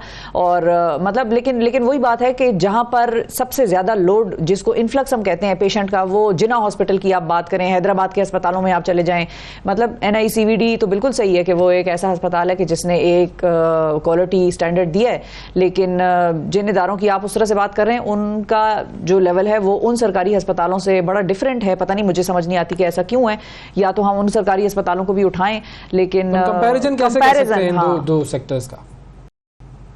देखें, NICVD is a National Institute of Cardiovascular Disease. It's a government institute. It is an autonomous body within the Sindh government. जो हमारे बोर्ड ऑफ डायरेक्टर्स की चेयरमैन है इज CM सिंध, ठीक है। सो ये है सरकारी, लेकिन सरकार ने हमें ये किया है कि भाई हम आपको इतने फंड देंगे, आप अपने पॉलिसी रेगुलेशंस आप खुद बनाएं, आप किस तरह हायरिंग करेंगे, कितने एक्सपर्ट्स को लाएंगे। अगर वही बात आ गई कि ये सरकारी है ऑटोनोमस बॉडी। अब जिस तरह फॉर एग्जांपल अगर आप जाएं बलूचिस्तान में ज़्यादातर जो होते हैं सरकारी अस्पताल, वो जाके डॉक्टर आते हैं, वो 1-2 बजे तक काम करते हैं, उसके बाद जाके अपने प्राइवेट हॉस्पिटल्स में या प्राइवेट क्लिनिक में बैठ जाते हैं। Within NICVD we have made this rule, not the Sindh government, because Sindh government has allowed us कि हमारे डॉक्टर इस चीज पे बाउंड है कि वो सुबह के टाइम 2 बजे 3 बजे भी यहाँ पे होंगे, और अपनी अगर उन्होंने कुछ क्लिनिक्स करनी होगी वो भी यही NICVD में बैठ के करेंगे। उसका फायदा ये होगा कि आपको जो पेशेंट होगा उसको कंटिन्यूटी ऑफ केयर मिलेगी। और फिर NICVD is not just one hospital, we have 10 hospital through province of Sindh, we have 26 chest pain unit and we provide cardiac care at the door steps. और ये सिर्फ नहीं, जब हम कहते हैं national, we get patients from Balochistan, ज्यादातर आप यकीन करें हमें वहां से बलूचिस्तान से बहुत मरीज आते हैं, पंजाब, साउथ पंजाब से आते हैं। कहने का मकसद ये है कि चलें एक अच्छी चीज यहाँ पे हो रही है, लेकिन मैं चाहता हूँ कि ये एक कंसिस्टेंट पॉलिसी हो थ्रू आउट कंट्री। ये फेडरल लेवल पे भी ऐसी चीजें होनी चाहिए, क्योंकि आप देखें इस वक्त हर 4 सेकंड के बाद एक हार्ट अटैक हो रहा है पाकिस्तान में, हर घंटे में 40 अमवात हो रही हैं, ठीक है ना। तो आपकी जो एक प्राइम एज है, यंग पेशेंट 35-40 ईयर्स ओल्ड, वो हार्ट डिजीज की वजह से मर रहे हैं। तो this is a big impact not only on our health, but in the future it will have impact on our economy as well. जब आपकी bread winners जो होते हैं, जो आपकी peak age पे होती है, लोग मर रहे हैं इस वजह से. So I think we need to have a honest discussion. We need to have a complete overhaul of our healthcare policy, and instead of just temporary measures, temporary political expediency, we need to have a long-term discussion, long-term consistent policy. बड़ी important बात है कि अगर सेहत का निजाम सही होगा तो फिर माशी निजाम भी ज़्यादा बेहतर हो सकेगा. बिल्कुल, लोग कमा सकेंगे आराम से, उनको ये टेंशन नहीं होगी कि भाई अगर खुदा ना खास्ता घर में कोई बीमारी आ गई तो उसका फिर इलाज किस तरह से मेक श्योर कराना है. अच्छा, ये जो आपने बात की है कि NICVD जो है उसमें जाहिर है बोर्ड ऑफ जो एक बोर्ड बना हुआ है और वो खुद ही डिसाइड करता है कि जो गवर्नमेंट से आपको फंड्स आ रहे हैं वो किस तरफ ज़्यादा ज़रूरत है और किस तरफ. इसी किस्म की एक पॉलिसी खैबर पख्तूनख्वा में और पंजाब में भी लाई गई थी, उसको कहते थे MTI act. I am sure आपने उसके बारे में पढ़ा होगा क्योंकि हेल्थ केयर का निज़ाम और उस तरह से आपका ये मेन एरिया है मैनेजमेंट का. उसमें डॉक्टर्स बैठकर अस्पतालों में ही उनको कहा गया कि आप प्रैक्टिस करें और क्लिनिक्स में ना जाएं और जो पैसे आमदनी होती है उसमें से कुछ परसेंटेज जो है वो आप हॉस्पिटल को दें ताकि वो जो कॉन्टीन्यूटी ऑफ केयर है वो वहीं पर अस्पताल में उस पेशेंट को मिले. लेकिन बहुत सारे डॉक्टर्स उसके खिलाफ एहतजाज के ऊपर आ गए सामने और फिर अगली हुकूमत जब आई तो उन्होंने MTI एक्ट जो है वो ख़त्म कर दिया. अब पूरे मुल्क में एक ही हेल्थ केयर पॉलिसी का तो आपने कह दिया है कि ये होनी चाहिए, लेकिन आपको लगता है कि इसके लिए गवर्नमेंट ही को आगे आना पड़ेगा to have a unified health care policy given from the federal government? Individuals या इस तरह से आम डॉक्टर्स वगैरह मिलकर नहीं कर सकेंगे, गवर्नमेंट को करना पड़ेगा? देखें, जो एक चीज़ मैंने की है, फॉर एग्जांपल आपने जो उसमें KPK में बात की, ठीक है ना, हर पॉलिसी जब आप लाते हैं, हर सिस्टम लाते हैं ना, उसके अपने प्रोज एंड कॉन्स होते हैं, ठीक है ना.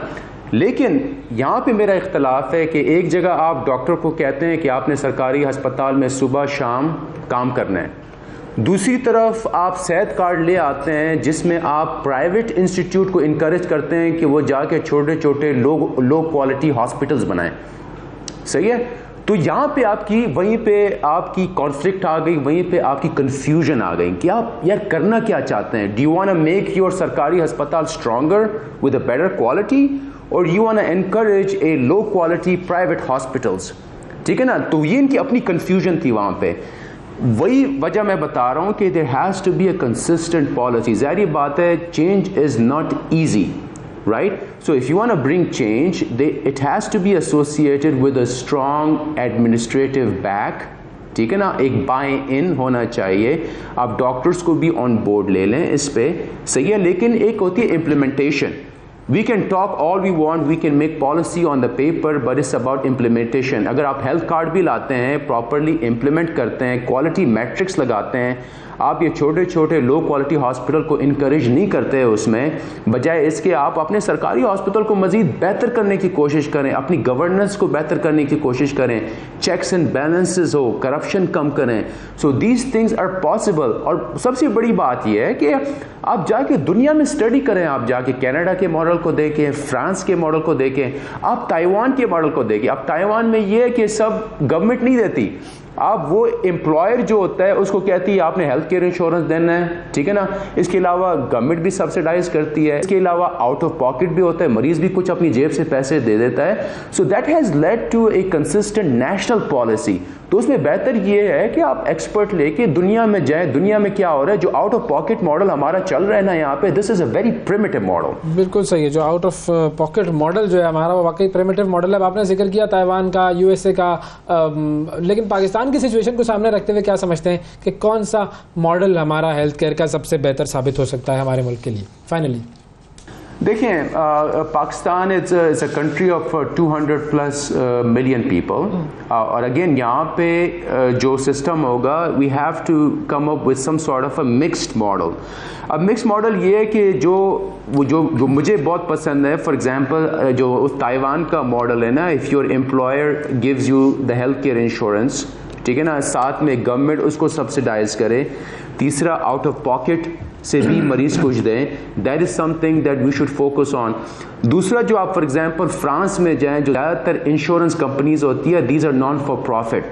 तो इवन पाकिस्तान में भी we should encourage the insurance companies as well which work as a non for profit model where we can provide insurance at the low cost to our population. और सबसे बड़ी बात यह है कि we can leverage our economy of scale. हमारी आबादी बहुत ज़्यादा है, ठीक है ना, and if we have a good group of healthy people among some sick people, and that will be beneficial for the insurance companies to bring them into the fold. So again, we can have a mixed model, but this 70% plus out-of-pocket model is not sustainable. बिल्कुल ठीक है जी, बहुत शुक्रिया अदा करेंगे। Doctor Sohail Khan साहब हमारे साथ मौजूद थे। फाइनल वर्डिक्ट इज, ये जो हमारा प्रिमिटिव मॉडल है कि आउट ऑफ पॉकेट एक्सपेंस हम होते हैं अगर हम बीमार होते हैं, दिस इज नॉट सस्टेनेबल। वक्फा लेते हैं, वक्फे के बाद दोबारा हाजिर होंगे। सुबह सवेरे पाकिस्तान, सुबह सवेरे पाकिस्तान, सुबह सवेरे पाकिस्तान। वेलकम बैक जी। मराकश में शदीद तरीन ज़िलज़िला है और इसमें अब हलाकतों की तादाद तकरीबन 3000 के करीब पहुंच चुकी है। हमारे नुमाइंदे शाहिद हुसैन साहब स्पेन से हमें ज्वाइन कर रहे हैं, उनसे हम इस हवाले से बात करते हैं। अस्सलाम वालेकुम शाहिद साहब। जी भाई, बहुत शुक्रिया शाहिद साहब, आपने वक्त निकाला। सबसे पहले तो थोड़ी सी अपडेट दे दें हमें कि इस वक्त वहाँ पर मराकश में क्या सूरत हाल है और रेस्क्यू ऑपरेशन कॉल ऑफ कर दिया गया है या अभी भी रेस्क्यू ऑपरेशन जारी है? नहीं जी, अभी तक जो रेस्क्यू ऑपरेशन है वो जारी है। खास तौर पे जो पहाड़ी इलाके हैं दूर दराज के, वहां तक पहुंचना शुरू में तो ऐसे था कि जैसे नामुमकिन है। अब भी सूरत हाल ये है कि कई ऐसे इलाके हैं जो पूरी तरह मुनहदिम हो गए हैं, घरों के बाहर कुछ लोग खड़े हैं।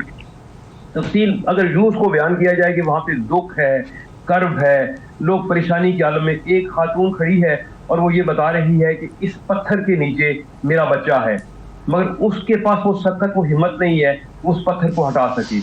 अब रेस्क्यू टीमें वहाँ पे पहुंची हैं और वो इस तगोदौ में मसरूफ हैं। किसी मौजज़े के मुंतज़िर है वहाँ के लोग कि किस तरीके से जब वो मलबा हटा रहे हैं उसमें से कुछ जिंदा लोग जो है वो मिल जाएं। मगर अभी तक यही है कि जितना वो मलबा खोदते जाते हैं वहाँ से लाशें मिलना जो है उनका सिलसिला अभी तक जारी है। 3000 के करीब जो फिगर है वो पहुंचते जा रहे हैं। तो इस वक्त तक डेथ टोल जो है वो कितने तक पहुंच गया है और जख्मियों की तादाद कितनी है? 2900 से ज्यादा है, 3000 के करीब बता रहे हैं। और अभी जो आज की जो लेटेस्ट उसमें उन्होंने खुदाई है उसकी उन्होंने तादाद शामिल नहीं की हुई। तो जो जख्मी लोग हैं उनकी तादाद 2500 से ज्यादा बता रहे हैं। 3.5 लाख के करीब मजमूई तौर पे जो लोग हैं वो मुतासिर हुए हैं।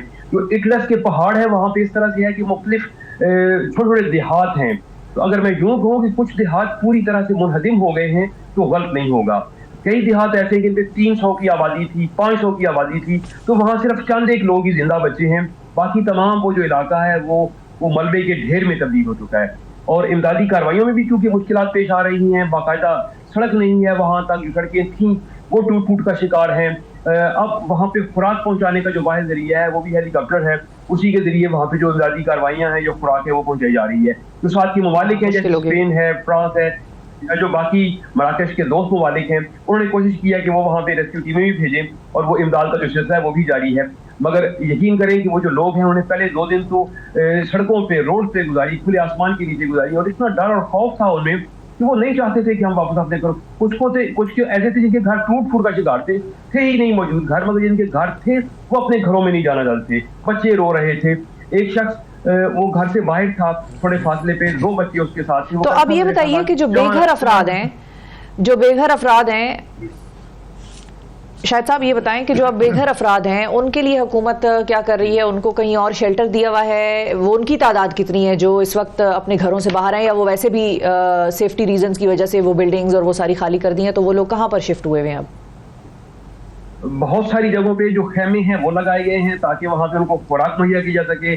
तिबी इमदाद जो है बुनियादी, जो छोटे पैमाने पे जख्मी लोग हैं उनको उन्हीं कैंपों में ही तिबी इमदाद दी जा रही है, क्योंकि जो पहाड़ी इटलस का सिलसिला है वहाँ पे कुछ बहुत बड़ी मेडिकल की सहूलतें जो इस तरह से नहीं है जिस तरह जो मॉडर्न इलाके हैं वहाँ पे हैं।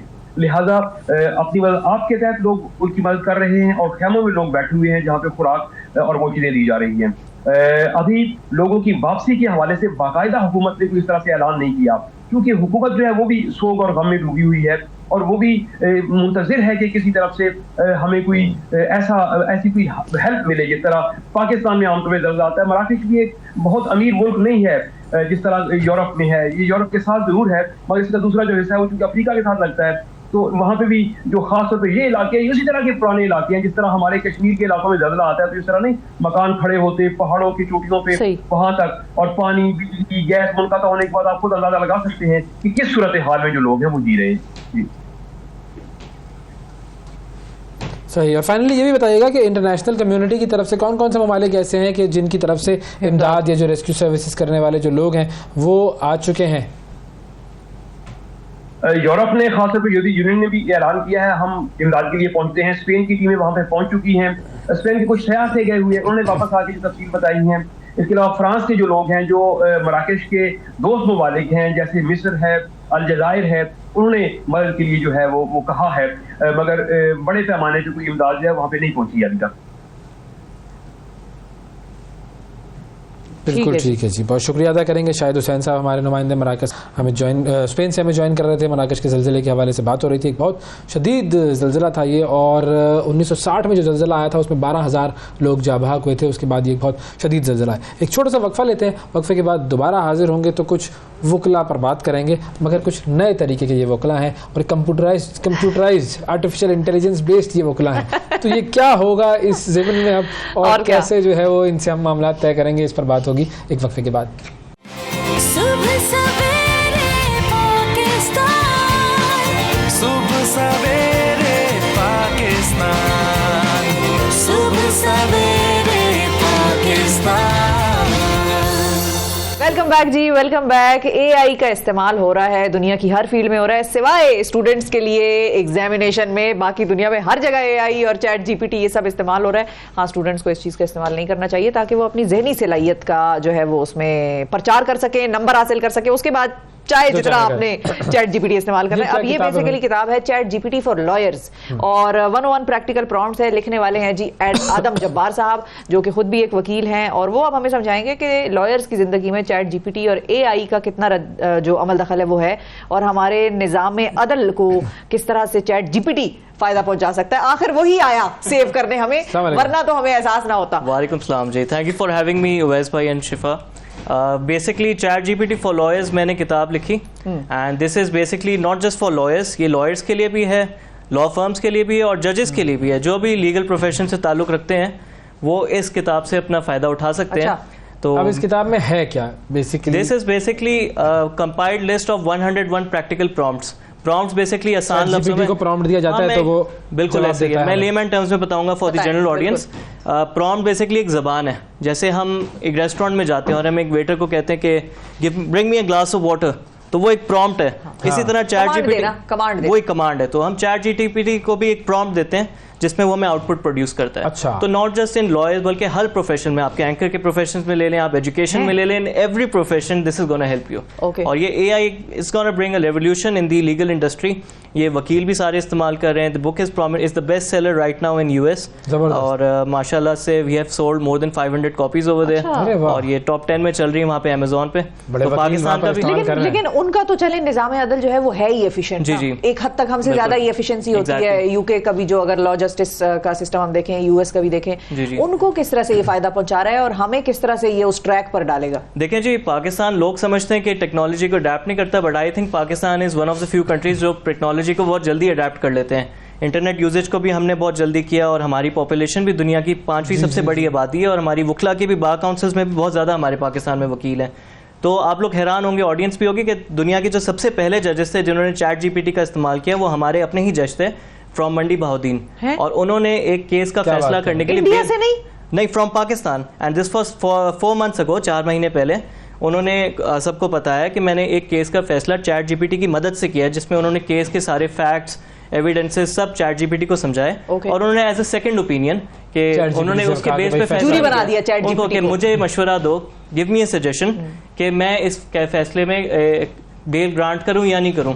तो लकीली बेल ग्रांट हो गई, बंदा आजाद हो गया। तो चैट जीपीटी अगर कहता बंदे को फांसी में चढ़ा दो, फिर ये एक जी इसकी एथिकल कंसिडरेशन की डिबेट है, but he uses as second opinion समझ के कहता। मगर ये कि जजेस को देखें, इससे फायदा पहुंच रहा है। जो फैसले आपके जो महीनों में या सालों में हो रहे हैं, जजेस इसके इस्तेमाल से एक सेकंड ओपिनियन लेके केस का फैसला भी जल्दी कर सकते हैं, जो पाकिस्तान में एक बहुत बड़ा मसला है स्लो ट्रायल्स का। वकीलों को ड्राफ्टिंग करने में, और जो हमारी इन द कोर्ट प्रोसीडिंग्स होती हैं, जो कि जाहिर है वो रीडर जो है वो नोट कर रहा होता है, उसको फिर कागज पे लिखता है, फिर फाइलें बनती हैं, फिर फाइल गुम भी जाती है, कभी कभार फिर वो ढूंढता है अपने उसमें। फाइल निकलवाने के लिए भी बड़े पैसे देने पड़ते हैं। बिल्कुल, बहुत पैसे देने पड़ते हैं। तो उन फाइलों का जो रिकॉर्ड है वो चैट जीपीटी को भेजना या ऑनलाइन कर देना एआई के टूल्स इस्तेमाल करते हुए, और ड्राफ्टिंग में वकीलों का कितना टाइम बच सकता है? देखिए जी, चैट जीपीटी के इस्तेमाल से ये है कि मैं आपको अपनी प्रैक्टिस की बताऊंगा कि अगर मुझे कोई रिट पिटिशन ड्राफ्ट करनी है जो article 199 of the high court में लगती है, तो पहले हमें लगते थे कई दिन लग जाते थे सोचने में कि कहाँ से ड्राफ्ट स्टार्ट करें, किधर एंड करें, क्योंकि एक अच्छे वकील की क्वालिटी होती है, उसको ड्राफ्टिंग अच्छी आनी चाहिए, लिखना अच्छा आना चाहिए और बोलना अच्छा आना चाहिए इन द कोर्ट।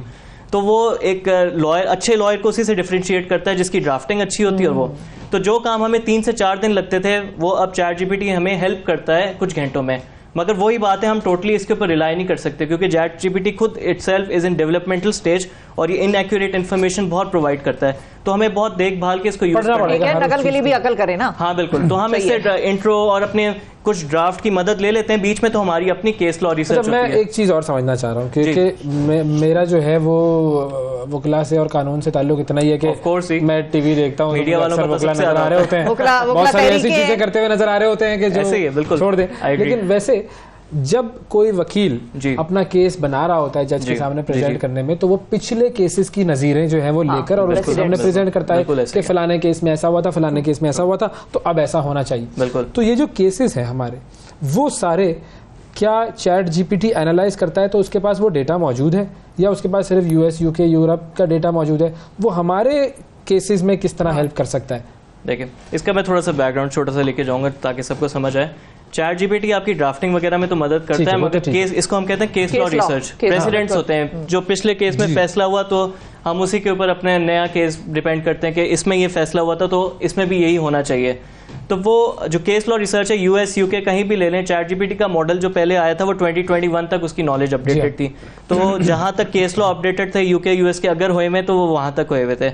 उसके बाद के जो केस लॉस थे, ये चैट जीपीटी और एआई का एक फ्लॉ है कि वो रादर देन सेइंग कि मुझे इस चीज का जवाब नहीं आता, वो आपको at times inaccurate case produce करके दे देता है। फॉर एग्जांपल, मैं हाल ही में मैं केस रिसर्च कर रहा था और एक था सीडीए मैटर था कि जी प्रॉपर्टी टैक्स जो है वो होटल कैटेगरी के लिए क्या लगता है और कमर्शियल के लिए क्या लगता है। तो चैट जीपीटी ने जवाब दिया कि वर्सेस नवाज शरीफ, उस केस में ये फैसला हुआ था कि इस पर घर की बिजली अप्लाई होगी।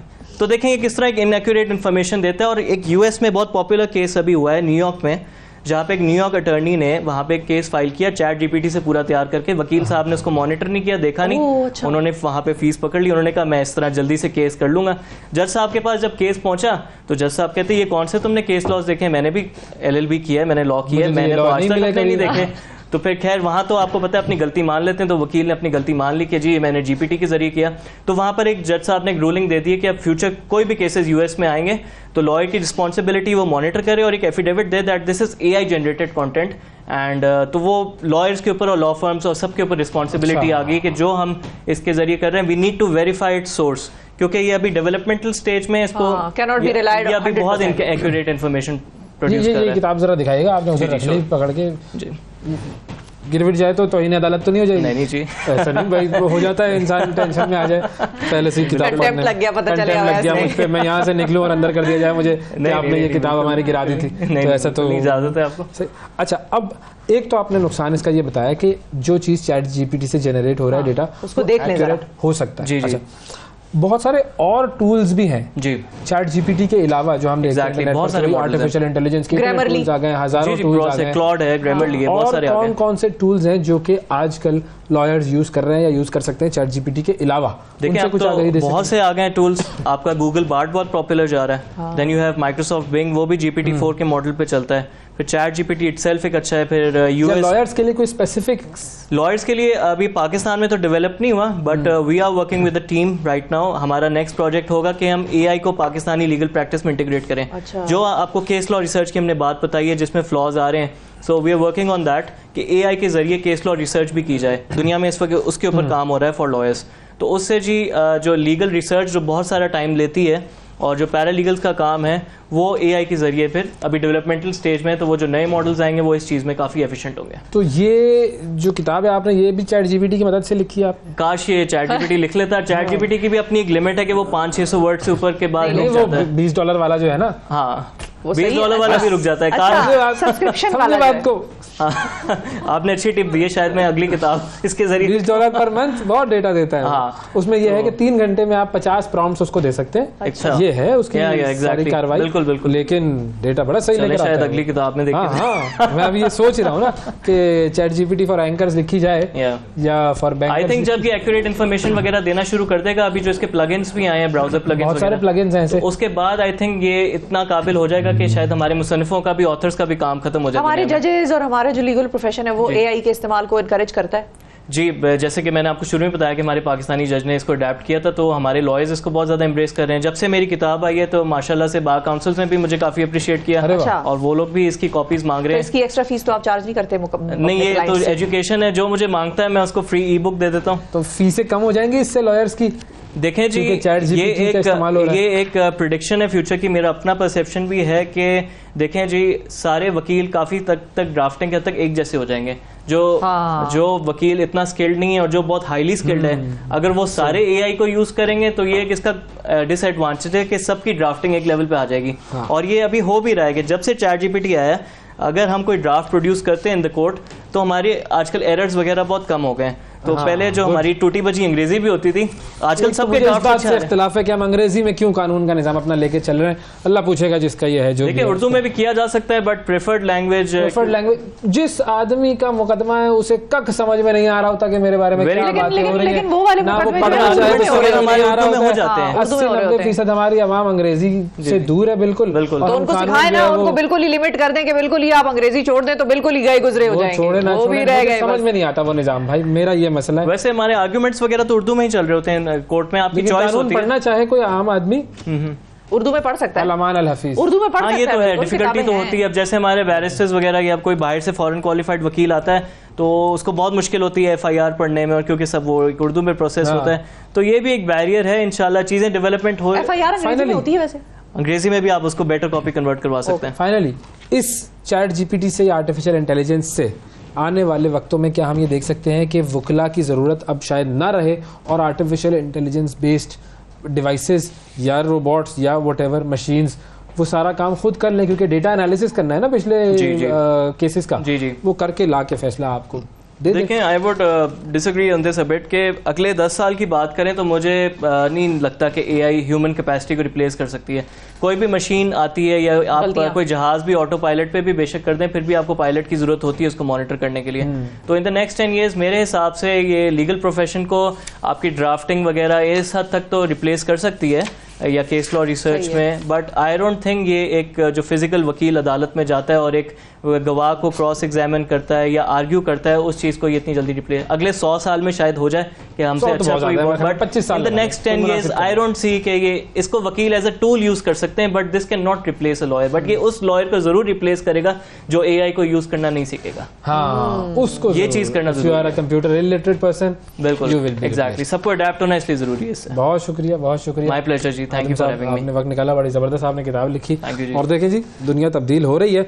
अब हमें एक बंदे को पकड़ना है। वो बंदा कौन है ये मैं आपको बताता हूँ। वो बंदा है जी, आपने कुछ दिन पहले एक वीडियो देखी होगी, कराची में टोल टैक्स मांगने पर फायरिंग कर दी एक शख्स ने, टोल टैक्स मांगने वाले पर।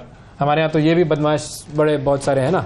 तो इस तरह के लोग, अब उस बंदे की जो है वो शनाख्त तो हो गई है। कराची के इलाका है मुझको, वहाँ का ये टोल प्लाजा, उस पर जो है वो मुलजिम को फायरिंग करके जो ज़ख्मी करने वाला शख्स था उसकी हमने कर ली है शनाख्त। लेकिन अब ये जो बंदा है मुलजिम, उसका नाम है जी हाजी हमीद मांद्रा।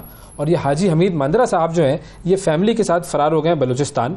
कराची के इलाके बहादुराबाद में ये रहते थे और ये इनके फ्लैट पे अब लग गया है ताला। अब वारदात में जो कार इस्तेमाल हुई थी वो है बलूचिस्तान में और खालिद बिन वलीद रोड से उसने ये कार खरीदी थी। डेटा सारा इसका आ गया। हाँ, अब पकड़ना चाहे पकड़ना इस बंदे को है तो बड़ा आसान है, लेकिन अगर ना पकड़ना चाहें या कहीं से कोई कॉलें शॉलें आ जाएं तो वो फिर अलग चीज़ है, फिर उसका कुछ। लेकिन कहा यह जा रहा है कि जी बलूचिस्तान से उस बंदे को पकड़ने के लिए पूरी इंतजामात किए जा रहे हैं और इक़दामात किए जा रहे हैं। तो हम तो चाहते ही हैं कि जो भी मुजरिमान हो वो पकड़े जाएं। लेकिन इस वाक़े का भी वो अंजाम ना हो जो उस वक्त वाक़े का हुआ था, जिसमें गाड़ी ने बंदे को उड़ा दिया और उस पे अदालत में कहा गया, पुलिस वाले को उड़ा दिया था, बिल्कुल याद आ गया, और उस पे अदालत में कहा गया था अदम शवाहिद की बुनियाद पर इसको बरी किया जाता है, और मैं बाइज्जत भी लगा दूंगी, चूंकि हमारे निजाम ने उसको बरी कर दिया तो फिर बाइज्जत चाहिए हो गया। बाइज्जत तौर पे अपना प्रोग्राम भी खत्म करते हैं नाज़रीन। बिल्कुल, तो ये अंजाम ना हो, बस इसका पकड़ के सजा होनी चाहिए जो नजर आ रहा है उसके मुताबिक। और आज के प्रोग्राम से आपसे हम लेंगे इजाजत। अपना बहुत ख्याल रखिए, हमें और पाकिस्तान को दुआओं में याद रखिए। अल्लाह हाफिज। सुबह सवेरे पाकिस्तान, सुबह सवेरे पाकिस्तान, सुबह सवेरे